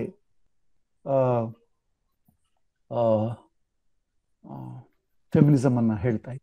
ಅನೇಕ ಭಗವತಿಯರು ದಕ್ಷಿಣ ಕನ್ನಡ ಮತ್ತು ಕೇರಳದಲ್ಲಿ ತಮ್ಮ ಇಚ್ಛೆಯ ಮೇಲ್ಜಾತಿಗೆ ಸಂಬಂಧಿಸಿದವರು ಹೆಣ್ಮಕ್ಳು ಕೆಳಜಾತಿಯ ತರುಣನನ್ನು ಲಗ್ನ ಆಗಿ ಆಮೇಲೆ ಆ ತರುಣನ ಕೊಲೆಯಾಗಿ ಇವರು ಸೂಸೈಡ್ ಮಾಡಿಕೊಂಡು ಭಗವತಿಯರಾಗಿದ್ದಾರೆ. ಅದನ್ನು ಸೋಮೇಶ್ವರ ಅವರು ಬರೀತಾರೆ. ಆ ಭಗವತಿ ಆಚರಣೆ ನಡೀತಾ ಇದೆ. ಏನ್ ನಡೀತಾ ಇದೆ ಅದು? ಆ ಹೆಣ್ಣಿನ ಪ್ರೇಮದ ಹಕ್ಕನ್ನು ಎತ್ತಿಡಿಯುವ ಕೆಲಸವನ್ನೇ ಆ ರಿಚುವಲ್ಸ್ ಮಾಡ್ತಿವೆ. ಅದನ್ನು ಒಂದು ಆಧುನಿಕ ಫಿಲಾಸಫಿಕಲ್ ಆದ ಒಂದು ಆರ್ಗ್ಯುಮೆಂಟ್ ಮಾಡಿಲ್ಲ, ಅವರು ರಿಚುವಲ್ ಮೂಲಕ ಹೇಳ್ತಾ ಇದ್ದಾರೆ. ಸೊ ಅದರಿಂದ ಅದನ್ನೇ ನಾನು ಹೇಳ್ತಾ ಇದ್ದಿದ್ದು ರುಮ್ಮ ಅವ್ರಿಗೆ, ಈ ಹೆಣ್ದೇವತೆಗಳ ಲೋಕದಲ್ಲಿ ಮಿತ್ಗಳಾಗಿ, ಆಚರಣೆಗಳಾಗಿ, ಕಥನಗಳಾಗಿ, ಸಂಕೇತಗಳಾಗಿ ಅಡಗಿರುವ ಫೆಮಿನಿಸಮ್ ಅನ್ನು ಯಾರಾದ್ರೂ ಶೋಧ ಮಾಡಬೇಕಾಗಿದೆ. Okay, let's go to the next question. Sir ಒಂದು ಪ್ರಶ್ನೆ ಸರ್. ರವಿ, ಬೇರೆಯವ್ರಿಗೆ ಅವಕಾಶ ಕೊಡೋಣ. ರವಿ, ಬೇರೆಯವರು ಇನ್ನೂ ಇದ್ದಾರತ್ತೆ, ನೀವು ಲಾಸ್ಟಿಗೆ ಬನ್ನಿ. ಸರ್ ನಂದೊಂದು ಕ್ವಶನ್ ಇದೆ ಸರ್. ಹಾ, ಹಲೋ. ಕೇಳಿ ರಣವ್ರೆ, ಕೇಳಿ ಸರ್. ಸರ್ ನೀವು ಮಾತಾಡ್ತಾ ಹೇಳಿದಿರಿ, ಈಗ ಭಾರತದಲ್ಲಿ ಬಹುತೇಕವಾಗಿ ನಾವು ವೆಸ್ಟರ್ನ್ ಫೆಮಿನಿಸಂ ಚಿಂತನೆಗಳನ್ನೇ ಆ ಮುಖಾಂತರನೇ ನೋಟ ಕ್ರಮವನ್ನ ನೋಡ್ತಕ್ಕಂಥದ್ದು ನಮ್ಮ ಅನೇಕ ಟೆಕ್ಸ್ಟ್ಗಳಲ್ಲಿ ಕಾಣ್ತೀವಿ. ನೀವು ಕೂಡ ಅದ್ರ ಬಗ್ಗೆ ಅಪಸ್ವರ ಎತ್ತಿದ್ರಿ. ಭಾರತೀಯ ಮೂಲದಾಗತಕ್ಕಂಥ ಸ್ತ್ರೀವಾದವನ್ನು ಕಟ್ಟುವಲ್ಲಿ ಎಡವಿರ್ತಕ್ಕಂಥ ವಿದ್ವಾಂಸರ ಒಂದು ಮನಸ್ಥಿತಿಯ ಬಗ್ಗೆ ತಮ್ಮ ಅಭಿಪ್ರಾಯವೇನು? ಒಂದು. ಇನ್ನೊಂದು, ಇಷ್ಟೆಲ್ಲ ಭಾರತೀಯ ಸ್ತ್ರೀವಾದದ ನೆಲೆಗಳು ಇದ್ರೂ ಕೂಡ ಯೂನಿವರ್ಸಿಟಿ ಅಂತಲ್ಲಿ ಪಠ್ಯಗಳಾಗಿರ್ಬೋದು ಅಥವಾ ನಮ್ಮ ಶಾಲಾ ಕಾಲೇಜ್ ಪಠ್ಯಗಳಲ್ಲಾಗಿರ್ಬೋದು, ಅದೇ ಮತ್ತು ಪಾಶ್ಚಿಮಾತ್ಯ ಸಿದ್ಧಾಂತವನ್ನೇ ಪಠ್ಯಕ್ಕೆ ಅಳವಡಿಸ್ತಕ್ಕಂಥ ಒಂದು ರಾಜಕೀಯ ವ್ಯವಸ್ಥೆ ಬಗ್ಗೆ ತಮ್ಮ ಅಭಿಪ್ರಾಯ ಏನು? ಭಾಷೆ ಬಳಸುವಾಗ ಭಿನ್ನಮತವನ್ನು ಅಪಸ್ವರ ಅನ್ಬಾರದು ವೀರಣ್ಣ. ಭಿನ್ನಮತ ಅಥವಾ ಬೇರೆ ಅಭಿಪ್ರಾಯ ಬಂದ್ರೆ ಅಪಸ್ವರ ಅಂತೀರ, ಅನ್ಬಾರ್ದು. ಅಂದ್ರೆ ನಾವು ವಾಗ್ವಾದದಲ್ಲಿ ಬಳಸೋ ಭಾಷೆ ಡೆಮೊಕ್ರೆಟಿಕ್ ಆಗಿರ್ಬೇಕು. ಎನಿವೆ, ನಾನು ನಿಮ್ಮ ಮೊದಲನೇ ಪ್ರಶ್ನೆಗೆ ಈಗಾಗಲೇ ಉತ್ತರ ಕೊಟ್ಟಿದ್ದೀನಿ. ಭಾರತದಲ್ಲಿ ಫೆಮಿನಿಸಮ್ ಅನ್ನೋದು ಶಾಕ್ತ ಫಿಲಾಸಫಿಲಿ ಇದೆ.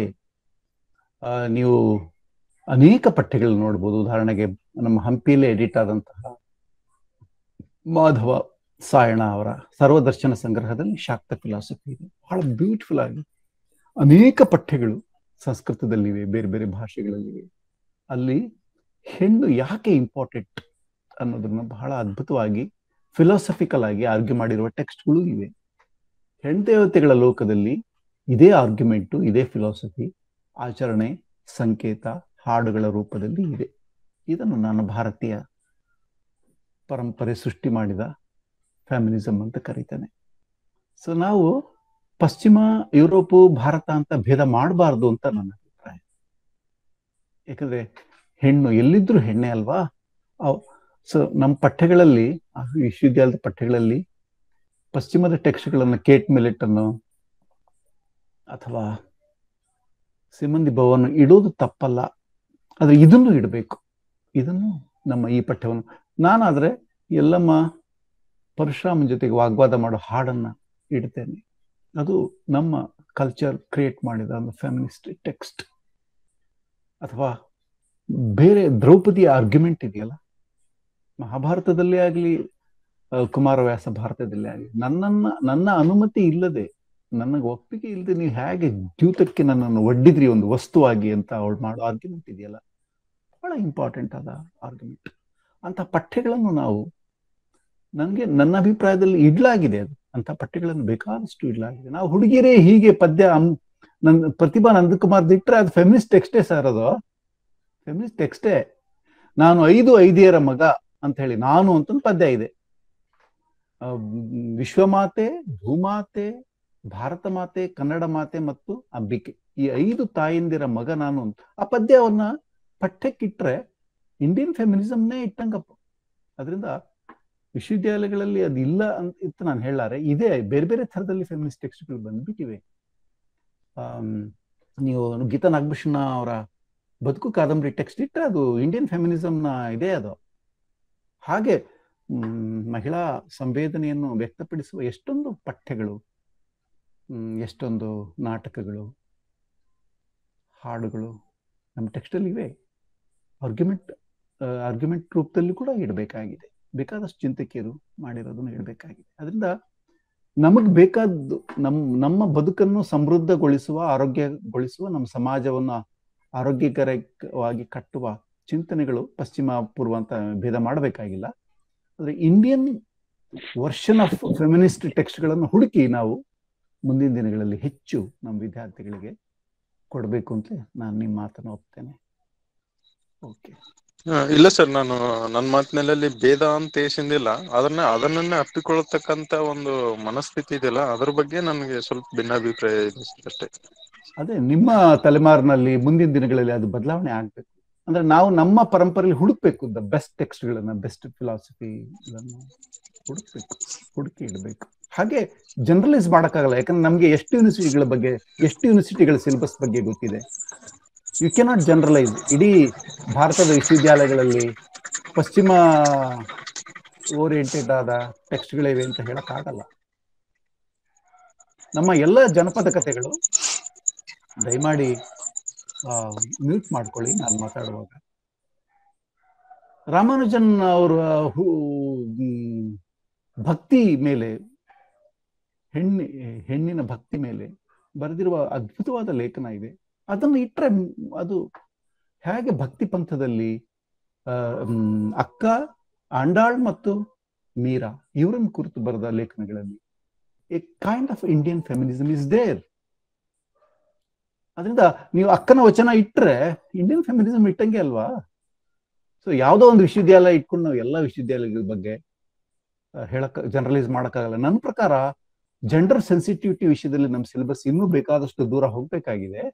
ಆದ್ರೆ ಈಗಾಗಲೇ ಹಳೆ ಸಿಲೆಬಸ್ ಹೋಲಿಸಿದ್ರೆ ಈಗ ತುಂಬಾ ಅಪ್ಡೇಟ್ ಆಗಿದೆ. ಸರ್, ಇಲ್ಲಿ ಬಸವರಾಜ್ ಕುರ್ತಕೋಟೆ ಅನ್ನೋರು ಒಂದು ಪ್ರಶ್ನೆ ಕೇಳ್ತಾ ಇದ್ದಾರೆ. ಹೆಣ್ಣು ದೇವರು ಆರಾಧನೆಯಿಂದಲೇ ದೇವದಾಸಿ ಪದ್ಧತಿ ಜಾರಿಗೆ ಬಂದಿತ್ತ, ಅಥವಾ ದೇವದಾಸಿಯರನ್ನಾಗಿಸ್ಕೋಸ್ಕರನೇ ಹೆಣ್ಣು ದೇವರನ್ನು ಆರಾಧಿಸುತ್ತಾರ? ನೋಡಿ, ಯಾವಾಗ್ಲೂ ಚರಿತ್ರೆಯಲ್ಲಿ ಈ ಪಲ್ಲಟಗಳು ಸಂಭವಿಸ್ಬಿಡ್ತದೆ. ಆರಂಭದಲ್ಲಿ ಹೆಣ್ಣು ಶಾಕ್ತದಲ್ಲಿ ಆಕೆಯೇ ಗುರು. ಎಲ್ಲ ಮನೆ ಆಚರಣೆಗಳೆಲ್ಲ ಮಾಡಿಸ್ತಾರಲ್ವಾ, ನೀವು ಹುಲಿಗೆ ಜಾತ್ರೆಗೆಲ್ಲ ಹೋದ್ರೆ ಯಾರು ಮಾಡೋರು? ಒಂದು ಹೆಣ್ಣು ಮಾಡ್ಬೇಕು, ಇಲ್ಲದ್ರೆ ಹೆಣ್ಣಿನ ರೂಪ ಧರಿಸಿದ ಗಂಡು ಮಾಡ್ಬೇಕು. ಟ್ರಾನ್ಸ್ಜೆಂಡರ್ಗಳು ಈಗ ಮಂಜಮ್ಮ ಜೋಗತಿ ಇದ್ದಾರೆ, ಅವ್ರು ಮೂಲತಃ ಗಂಡ ಆಗಿದ್ದವರು, ಯಾವುದೋ ಒಂದು ಕಾಲಕ್ಕೆ ಅವರಿಗೆ ಹೆಣ್ಣು ರೂಪ ಬಂತು.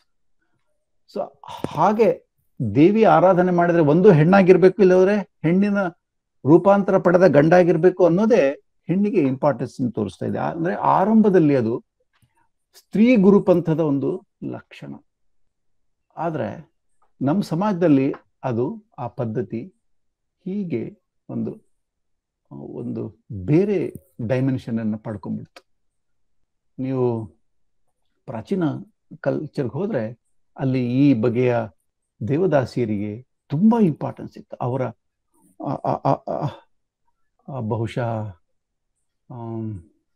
Cost and tribes of India ಬರೆದಂತಹ ಪುಸ್ತಕವನ್ನು ರಚನೆ ಮಾಡಿದಂಥ, cost and tribes of Mysuru ಪುಸ್ತಕ ಬರೆದಂತಹ ಥರ್ಸ್ಟನ್ ಹೊಸಪೇಟೆಗೆ ಬಂದು ಒಬ್ಬ ಮಾದಿಗರ ಹೆಣ್ಮಗಳು ದುರ್ಗಿಯಾಗಿ ಜನರ ಮೇಲೆ ಉಗುಳುವ ಮತ್ತು ಆ ಉಗುಳನ್ನು ಪವಿತ್ರ ಎಂದು ಜನರು ಭಾವಿಸುವ ಒಂದು ರಿಚುವಲ್ ಬಗ್ಗೆ ಡಾಕ್ಯುಮೆಂಟೇಶನ್ ಮಾಡ್ತಾರೆ. ಇವತ್ತಿಗೂ ಹರಪನಹಳ್ಳಿ ತಾಲೂಕಲ್ಲಿ ಅರಸೀಕೆರೆ ಅಂತ ಒಂದು ಜಾಗ ಇದೆ. ಅಲ್ಲಿ ಮಾದಿಗರ ಈ ಸಮುದಾಯಕ್ಕೆ ಸೇರಿದ ದುರ್ಗಿಯರು, ಅವ್ರನ್ನ ದುರ್ಗಿಯರು ಅಂತಲೇ ಕರೀತಾರೆ. ಅವ್ರು ಮದುವೆ ಆಗಿರೋದಿಲ್ಲ, ಅವರು ದುರ್ಗಿಯರು. ದೊಡ್ಡ ಅನ್ನದ ರಾಶಿಯನ್ನು ಎಂಜಲ್ ಮಾಡಿದ್ಮೇಲೆ ಆ ಇಡೀ ಅನ್ನದ ರಾಶಿ ಊರಿನವರಿಗೆ ಪ್ರಸಾದವಾಗಿ ಹಂಚಲ್ಪಡ್ತದೆ. ಅಂದ್ರೆ ಒಂದು ಕಾಲಕ್ಕೆ ಅತ್ಯಂತ ಗೌರವಾನ್ವಿತವಾದ ಸ್ತ್ರೀ ಗುರುಪಂಥ ಅದು. ಆಮೇಲೆ ಕಾಲಕ್ರಮೇಣ ಅದು ಹೀಗೆ ಕರಪ್ಟ್ ಆಯ್ತು.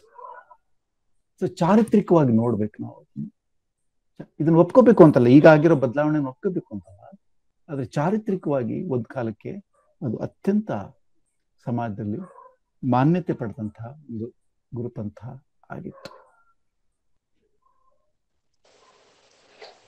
ಸರ್, ಇಲ್ಲಿ ಇನ್ನೊಬ್ರು ಕಾಸಿಂ ಅಲಿ GH ಅನ್ನೋರು ಒಂದು ಪ್ರಶ್ನೆ ಕೇಳ್ತಾ ಇದ್ದಾರೆ. ಊರುಗಳಲ್ಲಿ ಹೆಣ್ಣು ದೇವತೆಗಳನ್ನು 2 ಭಾಗಗಳಾಗಿ ಆಚರಿಸುತ್ತಾರೆ.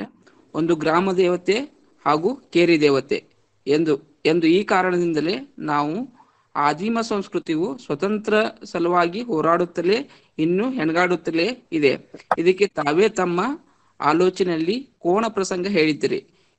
ಇದನ್ನು ಒಳ ಅರಿವು ತಿಳಿದುಕೊಳ್ಳುವುದಕ್ಕೆ ಪಶ್ಚಿಮದ ಚಿಂತನೆಗೆ ಒಳಗಾಗುವುದು ಅನಿವಾರ್ಯ ಅಲ್ಲವೇ? ಏನಪ್ಪ ನನಗೆ ಇದು ಕಷ್ಟ ಉತ್ತರ ಕೊಡೋದು. ನಿಮ್ಮ ಪ್ರಶ್ನೆ ನನಗೆ ಪೂರ್ತಿ ಅರ್ಥವಾಗಲಿಲ್ಲ. ನಮ್ಮ ಸಮಾಜದ ಸಂಸ್ಕೃತಿಯ ಪರಂಪರೆನ ಅರ್ಥ ಮಾಡೋದಕ್ಕೆ ಅನೇಕ ಸಲ ನೀವು ಚಿಂತನೆಯನ್ನು ಎಲ್ಲಿಂದ ಪಡ್ಕೊಳ್ತೀರಿ ಅಂತ ಆ ದಿಕ್ಕನ್ನು ಪಶ್ಚಿಮ ಪೂರ್ವ ಅನ್ನೋದು ಬಹಳ ಮುಖ್ಯ ಅಲ್ಲ, ಅದು ಯೂಸ್ಫುಲ್ ಆಗಿದೆ ಇಲ್ವರೋದು ಅಷ್ಟೇ ಮುಖ್ಯ. ಪಶ್ಚಿಮ ಆದ ಕೂಡಲೇ ಯೂಸ್ಫುಲ್ಲು, ಪಶ್ಚಿಮದಿಂದ ಬಂದ ಕೂಡಲೇ ಅದು ಯೂಸ್ಫುಲ್ ಅಲ್ಲ ಅಂತ ಹೇಳಕ್ ಬರಲ್ಲ. ಸಿಮನ್ ದಿ ಬೋವಾರ್ ಅವರ ದಿ ಸೆಕೆಂಡ್ ಸೆಕ್ಸ್ ಪುಸ್ತಕ ಓದಿದ್ರೆ ಯಾವುದೋ ಒಂದು ರೀತಿನಲ್ಲಿ ನಮ್ಮ ಊರಿನ ಯಾವುದೋ ರಿಚುವಲ್ನ ಅರ್ಥ ಮಾಡ್ಕೊಳ್ಳೋಕೆ ಅದು ಹೆಲ್ಪ್ ಮಾಡ್ಬೋದು. ನಮ್ಗೆ ಚಿಂತನೆಗಳು ಹಾಗೆ ಸ್ಥಳೀಯವಾದನ್ನು ಅರ್ಥ ಮಾಡ್ಕೊಳ್ಳೋಕೆ ವಿಶ್ವಾತ್ಮಕ ಚಿಂತನೆಗಳು ಹೆಲ್ಪ್ ಮಾಡಬಹುದು, ಮಾಡಬಾರ್ದು ಅಂತಿಲ್ಲ. ಆದ್ರೆ ಇದೇನು ಊರಿನಲ್ಲಿ 2 ಬಗೆಯ ದೇವತೆಗಳಿದ್ದಾರೆ, ಇವುಗಳು ಯಾಕೆ ಬಂದಿವೆ ಅನ್ನೋದ್ರ ಬಗ್ಗೆ ನೀವೇ ಅಧ್ಯಯನ ಮಾಡಿ, ನನಗೆ ಅದ್ರ ಬಗ್ಗೆ ಗೊತ್ತಿಲ್ಲ. ಆದ್ರೆ ಒಂದಂತೂ ನಿಜ, ಪೆಟ್ಟಿಗೆ ದೇವರು ಅಥವಾ ಪಟ ಕುಣಿತ ಇರುವ ನೀವು ಮ್ಯೂಟ್ ಮಾಡ್ಕೊಳ್ಳಿಪ್ಪ, ಮ್ಯೂಟ್ ಮಾಡ್ಕೊಂಡ್ರೆ ಡಿಸ್ಟರ್ಬೆನ್ಸ್ ಬರೋಲ್ಲ. ಸೊ ಒಂದು ಸಮುದಾಯ ಹೆಣ್ಣು ದೇವತೆಯನ್ನ ಇಟ್ಕೊಂಡಿದ್ದ ಸಮುದಾಯ ವಲಸೆ ಹೋದ್ರೆ ಅದ್ರ ಜೊತೆಗೆ ದೇವಿಯನ್ನ ಕರ್ಕೊಂಡು ಹೋಗ್ತಾ ಇತ್ತು. ಹೀಗಾಗಿ ಒಂದೇ ಕಡೆ ವಲಸೆ ಬಂದ ದೇವಿ ಮತ್ತು ಸ್ಥಳೀಯ ದೇವಿ ಇಬ್ರು ಇರ್ತಾರೆ. ನೀವು ಆ ಜಾತ್ರೆಗಳಲ್ಲಿ ನೋಡ್ಬೋದು, ಬೇರೆ ಊರಿಂದ ಆ ದೇವಿಯರು ಬಂದು ಆ ಊರಿನಲ್ಲಿ ನೆಲೆ ನಿಂತ ದೇವಿಯನ್ನು ಭೇಟಿ ಮಾಡಿ ಅಕ್ಕ ತಂಗಿಯರ ತರ ವಾಪಸ್ ಹೋಗ್ತಾರೆ. ಇದು ನೆಲೆ ನಿಂತ ಸಮುದಾಯ ಮತ್ತು ವಲಸೆಗಾರ ಸಮುದಾಯದ ನಡುವೆ ಒಂದು ಸಂಬಂಧ ಏರ್ಪಡೋದನ್ನ ನೋಡುದು. ಚಿತ್ರದುರ್ಗದಲ್ಲಿ ಇವತ್ತು ಕೂಡ ಆ ಉಚ್ಚಂಗಮ್ಮನ ಜಾತ್ರೆ ನಡೀತದೆ. ಆಗ ಆ ಸುತ್ತಮುತ್ತ ಇಲ್ಲಿರೋ ಊರಿನವರು ಅಕ್ಕ ತಂಗಿಯರು ಅಂತ ಹೇಳಿ ದೇವತೆಗಳು ಬಂದು ಹೋಗ್ತಾರೆ. ಪಶುಪಾಲಕ ಗೊಲ್ಲರು ಮತ್ತು ಮ್ಯಾಸಬೇಟ್ರು ಒಂದು ಪ್ರದೇಶದಿಂದ ಇನ್ನೊಂದು ಪ್ರದೇಶಕ್ಕೆ ವಿಸ್ತಾರವಾದ ಪಯಣ ಮಾಡ್ತಿದ್ದವರು. ಅಗಲ್ದಾಗ ಮತ್ತೆ ಮೀಟ್ ಆಗ್ತಾರಲ್ವಾ, ಹಾಗೆ ಅವ್ರ ದೇವತೆಗಳು ಮೀಟ್ ಆಗ್ತಾರೆ. ಈವನ್ ಚಿಂಚಲಿ, ರಾಯಭಾಗದ ಚಿಂಚಲಿ ಕೂಡ 2 ದೇವತೆಗಳಿದ್ದಾರೆ, ಮೂಲ ಮತ್ತು ವಲಸೆ ಬಂದವರು. ಸೊ ಈ ವಲಸಿಗ ಸಮುದಾಯಗಳ ಭಾಗವಾಗಿ ಹೆಣ್ಣು ದೇವತೆಗಳು ಬರ್ತಾರೆ. ಅವರು ಆ ವಲಸಿಗ ಸಮುದಾಯ ನೆಲೆಸಿಗ ಆದ ಕೂಡಲೇ ಅಲ್ಲೇ ನೆಲೆ ನಿಂತು ಬರ್ತಾರೆ. ಸೊ ಹೀಗಾಗಿ ಅನೇಕ ಕಡೆ 2 ದೇವತೆಗಳಿರೋಕೆ ಸಾಧ್ಯ ಇದೆ. ಬೇರೆ ಬೇರೆ ಕಾರಣ ಇರಬಹುದು 2 ದೇವತೆಗಳು. ವಿನಯ್, ಇನ್ನೂ ಪ್ರಶ್ನೆ ಇದಾವ? ಮುಗಿಸ್ಬೋದಾ ನೋಡಿ ಸರ್? ತುಂಬಾ ಬರ್ತಾ ಇದ್ದೇವೆ, ಮುಗಿಸೋಣ ಅಂದ್ರೆ ಇವಾಗ ಮುಗಿಸೋಣ ಸರ್. ಬರ್ತಾನೆ ಇದೆ ಸರ್. ಇಂಪಾರ್ಟೆಂಟ್ ಇದ್ರೆ ಯಾವ್ದಾದ್ರು ಒಂದ್ ಕೇಳಿ. ಒಂದು ಇಲ್ಲಿ ಯಮನೂರನವರು ಒಬ್ರು ಕೇಳ್ತಾ ಇದ್ದಾರೆ, ರಾಯಚೂರು ಜಿಲ್ಲೆ ಸಿಂಧನೂರು ತಾಲೂಕು ಅಂಬಾಮಠ್ ಅಥವಾ ಸಿದ್ಧ ಪರ್ವತದ ಅಂಬಾದೇವಿ ಅಂದರೆ ಮೂಲ ಮತ್ತೆ ಇತಿಹಾಸ ಏನು? ಹಾಗೆ ಚಿದಾನಂದ ಅವಧೂತರು ಬರೆದ ದೇವಿ ಚರಿತ್ರೆಗೆ ಹೇಗೆ ಶಾಕ್ತ ಪಂಥದ ಭಾಗವಾಗಿದೆ? ನೀವು ಒಂದು ಗಂಟೆ ಉಪನ್ಯಾಸ ಮಾಡೋ ಪ್ರಶ್ನೆ ಇದು. ದಯಮಾಡಿ ಅದ್ರ ಮೇಲೆ ಬಂದಿರೋ ಗ್ರಂಥಗಳನ್ನು ಓದಿ. ಅವಧೂತರೇ ಆರಾಧನೆ ಮಾಡ್ತಿದ್ದಂತಹ ದೇವಿ ಅದು. ಬೇಸಿಕಲಿ ಆ ಪರ್ವತ ಅಂತ ಕರೀತಾರೆ ಆ ಭಾಗವನ್ನ. ಅಂಬಾ ಪರ್ವತ ಅಲ್ವಾ, ಅಂಬಾ ಮಠ, ಅಂಬಾ ಪರ್ವತ. ಅಲ್ಲಿ ಗುಹೆಗಳಿವೆ. ಬೇಸಿಕಲಿ ಅದು ಶಾಕ್ತ ಯೋಗಿಗಳು ಇದ್ದಂತಹ, ತಾಂತ್ರಿಕ ಯೋಗಿಗಳು ಇದ್ದಂತಹ ಜಾಗ. ಆಮೇಲೆ ಅದು ಗುಡಿ ಯಾವುದೋ ಕಾಲಕ್ಕೆ ಬಂದಿರ್ಬೋದು. ಬಟ್ ಅವಧೂತರೇ ಆಕೆಯನ್ನು ಆರಾಧಿಸ್ತಾ ಇದ್ರು. ಆ ಆವರಣದ ಸುತ್ತ ಅವಧೂತರ ಸಮಾಧಿಗಳಿವೆ. ಇವತ್ತಿಗೂ ಅಲ್ಲಿನ ಪೂಜಾರನ್ನ ಅವಧೂತರು ಅಂತ ಕರೀತಾರೆ. ಟ್ರೆಡಿಷನಲಿ ಗುಡಿ ಅಲ್ಲ ಅದು, ಗುಹಾ ರಚನೆಗಳೇ ಆಮೇಲೆ ಗುಡಿಯ ರೂಪವನ್ನು ತಾಳಿ. ಸೊ ಯಾರು ಶಾಕ್ತರಲ್ಲಿ ಕೆಲವರು ಸಾಧನೆ ಮಾಡ್ತಾರೆ, ತಂತ್ರ ಸಾಧನೆ ಮಾಡ್ತಾರೆ, ಅವರು ಸಾಮಾನ್ಯವಾಗಿ ನಿರ್ಜನವಾದ ಪ್ರದೇಶ, ಪರ್ವತ ಪ್ರದೇಶ. ಉದಾಹರಣೆಗೆ ಶ್ರೀಶೈಲಕ್ಕೆ ಪರ್ವತ ಅಂತಲೇ ಹೆಸರು. ಎಲ್ಲೆಲ್ಲಿ ಶಾಕ್ತರು ಅದರಲ್ಲಿ ಸೀಕ್ರೆಟ್ ಕಲ್ಟ್ಗೆ ಹೋಗ್ತಾರೆ, ತಂತ್ರ ಅಥವಾ ಕೌಳ ಪಂಥ ಅಂತ ಕರೀತಾರೆ, ಅವೆಲ್ಲ ಗುಹೆಗಳಿವೆ. ಅಲ್ಲೇ ಚಿಂಚಲಿ ಅಂತ ಒಂದು ಊರು ಇದೆ, ಸಿನ್ನೂರು ತಾಲೂಕಲ್ಲಿ ಅಲ್ವಾ, ಚಿಂಚಲಿನ ಅಲ್ಲಿ ಕೂಡ ಗುಹೆ ಇದೆ. ಅದು ಕೂಡ ಶಾಕ್ತಕ್ಕೆ ಸೇರಿದ ಒಂದು ಅವಧೂತರ ಜಾಗ. ಸೊ ಗುಹೆ ಮತ್ತು ಪರ್ವತಗಳಿರೋ ಕಡೆ ಒಂದು ಸೀಕ್ರೆಟ್ ಕಲ್ಟ್ನ, ಶಾಕ್ತದ ಹೆಣ್ದೇವತೆಗಳ ಹೆಸರಿನಲ್ಲಿ ನಡೆಯುವ ಒಂದು ಗುಪ್ತ ಆರಾಧನೆಗಳು ಇದ್ದ ಜಾಗಗಳು. ಆ ಕಾರಣಕ್ಕಾಗಿ ಅವರು ಆ ಥರದ ಸಾಧಕ ಮತ್ತು ಕವಿ. ಅದೊಂದು ದೊಡ್ಡ ಚರಿತ್ರೆ. ನೀವು ಒಂದೊಂದು ಪ್ರದೇಶದ ಚರಿತ್ರೆಯನ್ನು ನನಗೆ ಹೇಳಿ ಅಂತ ಪರಿಚಯಾತ್ಮಕ ಪ್ರಶ್ನೆ ಕೇಳ್ಬೇಡಿಪ್ಪ.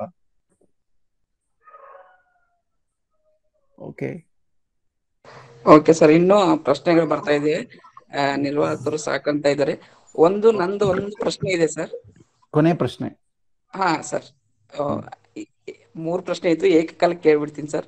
ಒಂದು, ಈ ದೇವತೆಗಳ ಬಗ್ಗೆ ನೋಡುವಾಗ ಆ ಭಕ್ತಿಗಿಂತ ಭಯದ ಭಾವದಲ್ಲಿ ಅವುಗಳನ್ನ ಆ ಆ, ನೋಡುವ ಒಂದು ಜನಾಂಗ ಜಾಸ್ತಿ ಇದೆ ಸರ್.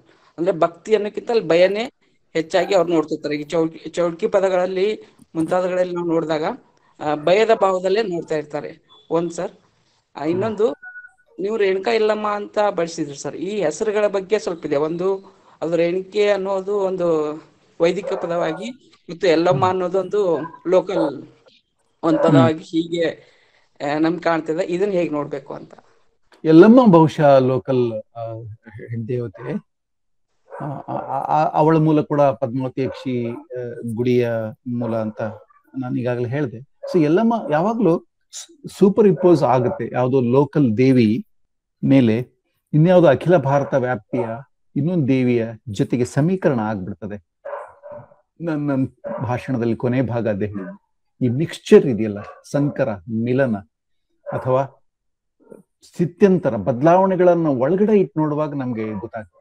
ನಿಸ್ಸಂಶಯವಾಗಿ ಎಲ್ಲಮ್ಮ ಅಖಿಲ ಭಾರತ ಹೆಣ್ದೇವತೆ ಅಲ್ಲ, ಆದ್ರೆ ರೇಣುಕಾ ಅಖಿಲ ಭಾರತ ಹೆಣ್ದೇವತೆ. ಸೊ ಯಾವುದೋ ಕಾಲಕ್ಕೆ ನಮ್ಮ ಸ್ಥಳೀಯ ಹೆಣ್ದೇವತೆಗಳಿಗೆ ಅಖಿಲ ಭಾರತ ಹೆಣ್ದೇವತೆಗಳ ಒಂದು ಮೇಲ್ಚಲನೆ ಅಥವಾ ಅದ್ರ ಜೊತೆಗೆ ಜೋಡಿಸಿದ್ರೆ ಜೋಡಣೆ ಆಗಿರ್ತದೆ. ಅಥವಾ ಮೇಲ್ ವರ್ಗದವರೇ ತಮ್ಮ ದೇವತೆಗಳನ್ನು ಅಥವಾ ಈ ದೇವತೆಗಳನ್ನು ಸಂಸ್ಕೃತೀಕರಣ ಮಾಡಿರ್ತಾರೆ. ಈಗ ಉಚ್ಚಂಗಮ್ಮ ಅನ್ನೋದು ಉತ್ಸವಾಂಬ ಆಗ್ಬಿಡ್ತಾ ಇದೆ. ಸೊ ಈ ಬಗ್ಗೆ ಸಂಸ್ಕೃತೀಕರಣ ನಡೀತಾ ಇರುವಾಗ ಸೂಪರ್ ಇಂಪೋಸ್ ಆಗುತ್ತೆ. ಎರಡು ದೇವತೆಗಳು ಮಿಶ್ರಣ ಆಗೋದು, ಕೆಳಸ್ತರದ, ತಳಸ್ತರದ ಮತ್ತು ಒಂದು ಅಖಿಲ ಭಾರತೀಯ ಮಿಶ್ರಣ ಆಗೋದು, ಇದು ಸಂಭವಿಸ್ತದೆ. ಬಹುಶಃ ಅಲ್ಲಿ ಕೂಡ ಅದೇ ಸಂಭವಿಸಿದೆ. ಯಾಕಂದ್ರೆ ಜಮದಗ್ನಿ ಋಷಿ, ಈ ಥರದ ಕಾರ್ತವೀರ್ಯಾರ್ಜುನ ಅಥವಾ ಪರಶುರಾಮ, ಇದೊಂದು ಅಖಿಲ ಭಾರತೀಯ ಭಾರತದ ಒಂದು ಪುರಾಣದ ಕಲ್ಪನೆ. ಆದ್ರೆ ಎಲ್ಲಮ್ಮ ಅಲ್ಲಿ ರೈತರ ಜೊತೆಗೆ ಗುದ್ದಾಡ್ತಾರೆ. Very much local. Huligemma, Yellamma, Ucchangamma, they are very much local. So local ಮತ್ತು ನ್ಯಾಷನಲ್ ಅಥವಾ ಪ್ಯಾನ್ ಇಂಡಿಯನ್ ದೈವಗಳು ಹೀಗೆ ಮಿಶ್ರಣ ಆಗೋದು ಸಾಮಾನ್ಯ. ಅದಕ್ಕೆ ಚಾರಿತ್ರಿಕ ಕಾರಣಗಳನ್ನು ವಿಶ್ಲೇಷಣೆ ಮಾಡಬೇಕು. ಆಗ್ಲಿ ವಿನಯ್, ಆಗ್ಲಿ ಬಸವರಾಜ್, ಧನ್ಯವಾದ. Okay sir. Okay sir. Sir thank you sir, ತುಂಬಾ ಥ್ಯಾಂಕ್ ಯು. ಚೆನ್ನಾಗಾಯ್ತು. ತುಂಬಾ ಪ್ರಶ್ನೆಗಳಿವೆ ಸರ್, ನೇರವಾಗಿ ನಿಮ್ಗೆ ಅವ್ರು ಮಾತಾಡ್ತಾರೆ ಸರ್. ಆಗ್ಲಿ ಆಗ್ಲಿ. ಭಂಡಾರ ಪ್ರಕಾಶನ ಮಸ್ಕಿ ಹಾಗೂ ಭಂಡಾರ ರಾಷ್ಟ್ರೀಯ ಅಭಿನಾಸರಣೆಯ ಹೆಣ್ಣು ದೇವರು ಈ ವಿಷಯದ ಕುರಿತು, ಅದರಲ್ಲಿ ಮುಖ್ಯವಾಗಿ ಹೆಣ್ಣು ದೇವರ ಅಧ್ಯಯನ, ಸವಾಲು ಸಾಧ್ಯತೆ ಕುರಿತು ಈವರೆಗೂ ಮಾತನಾಡಿದಂಥ ಪ್ರೊಫೆಸರ್ ರಹಮತ್ ತರ್ಕೇರಿ ಸರ್ ಅವರಿಗೆ ಭಂಡಾರ ಪ್ರಕಾಶನದಿಂದ ಹಾಗೂ ನಮ್ಮೆಲ್ಲ ಬಳಗದಿಂದ ಅವರಿಗೆ ಆತ್ಮೀಯ ಧನ್ಯವಾದಗಳನ್ನು ಹೇಳ್ತೀನಿ. ಹಾಗೆ ಈ ಕಾರ್ಯಕ್ರಮದಲ್ಲಿ ಭಾಗವಹಿಸಿದ ಎಲ್ಲ ಸ್ನೇಹಿತರಿಗೂ ಹಾಗೂ ಹಿರಿಯರಿಗೂ ಹಾಗೂ ಸಂವಾದದಲ್ಲಿ ಪಾಲ್ಗೊಂಡಂತಹ ರೋಮಾ ಮೇಡಮ್ ಅವ್ರಿಗೂ ಹಾಗೂ ಈ ಒಂದು ವೆಬಿನಾರ್ನ ಸಂಯೋಜಕರಾದ ಬಸವರಾಜ್ ಕೋರಗುಂಟಿ, ಪರಶುರಾಮ್ ಕೋರಗುಂಟಿ ಹಾಗೂ ಎಲ್ಲ ಸ್ನೇಹ ಬಳಗಕ್ಕೆ ಮತ್ತೊಮ್ಮೆ ಧನ್ಯವಾದಗಳನ್ನು ತಿಳಿಸ್ತಾ ಈ ಕಾರ್ಯಕ್ರಮಕ್ಕೆ ಇಲ್ಲಿ ಅಲ್ಪ ವಿರಾಮವನ್ನು ನೀಡುತ್ತೇನೆ. Thank you. ಎಲ್ಲರಿಗೂ ಭಾಗವಹಿಸಿದ್ದಕ್ಕಾಗಿ ಎಲ್ಲರಿಗೂ ಧನ್ಯವಾದಗಳು.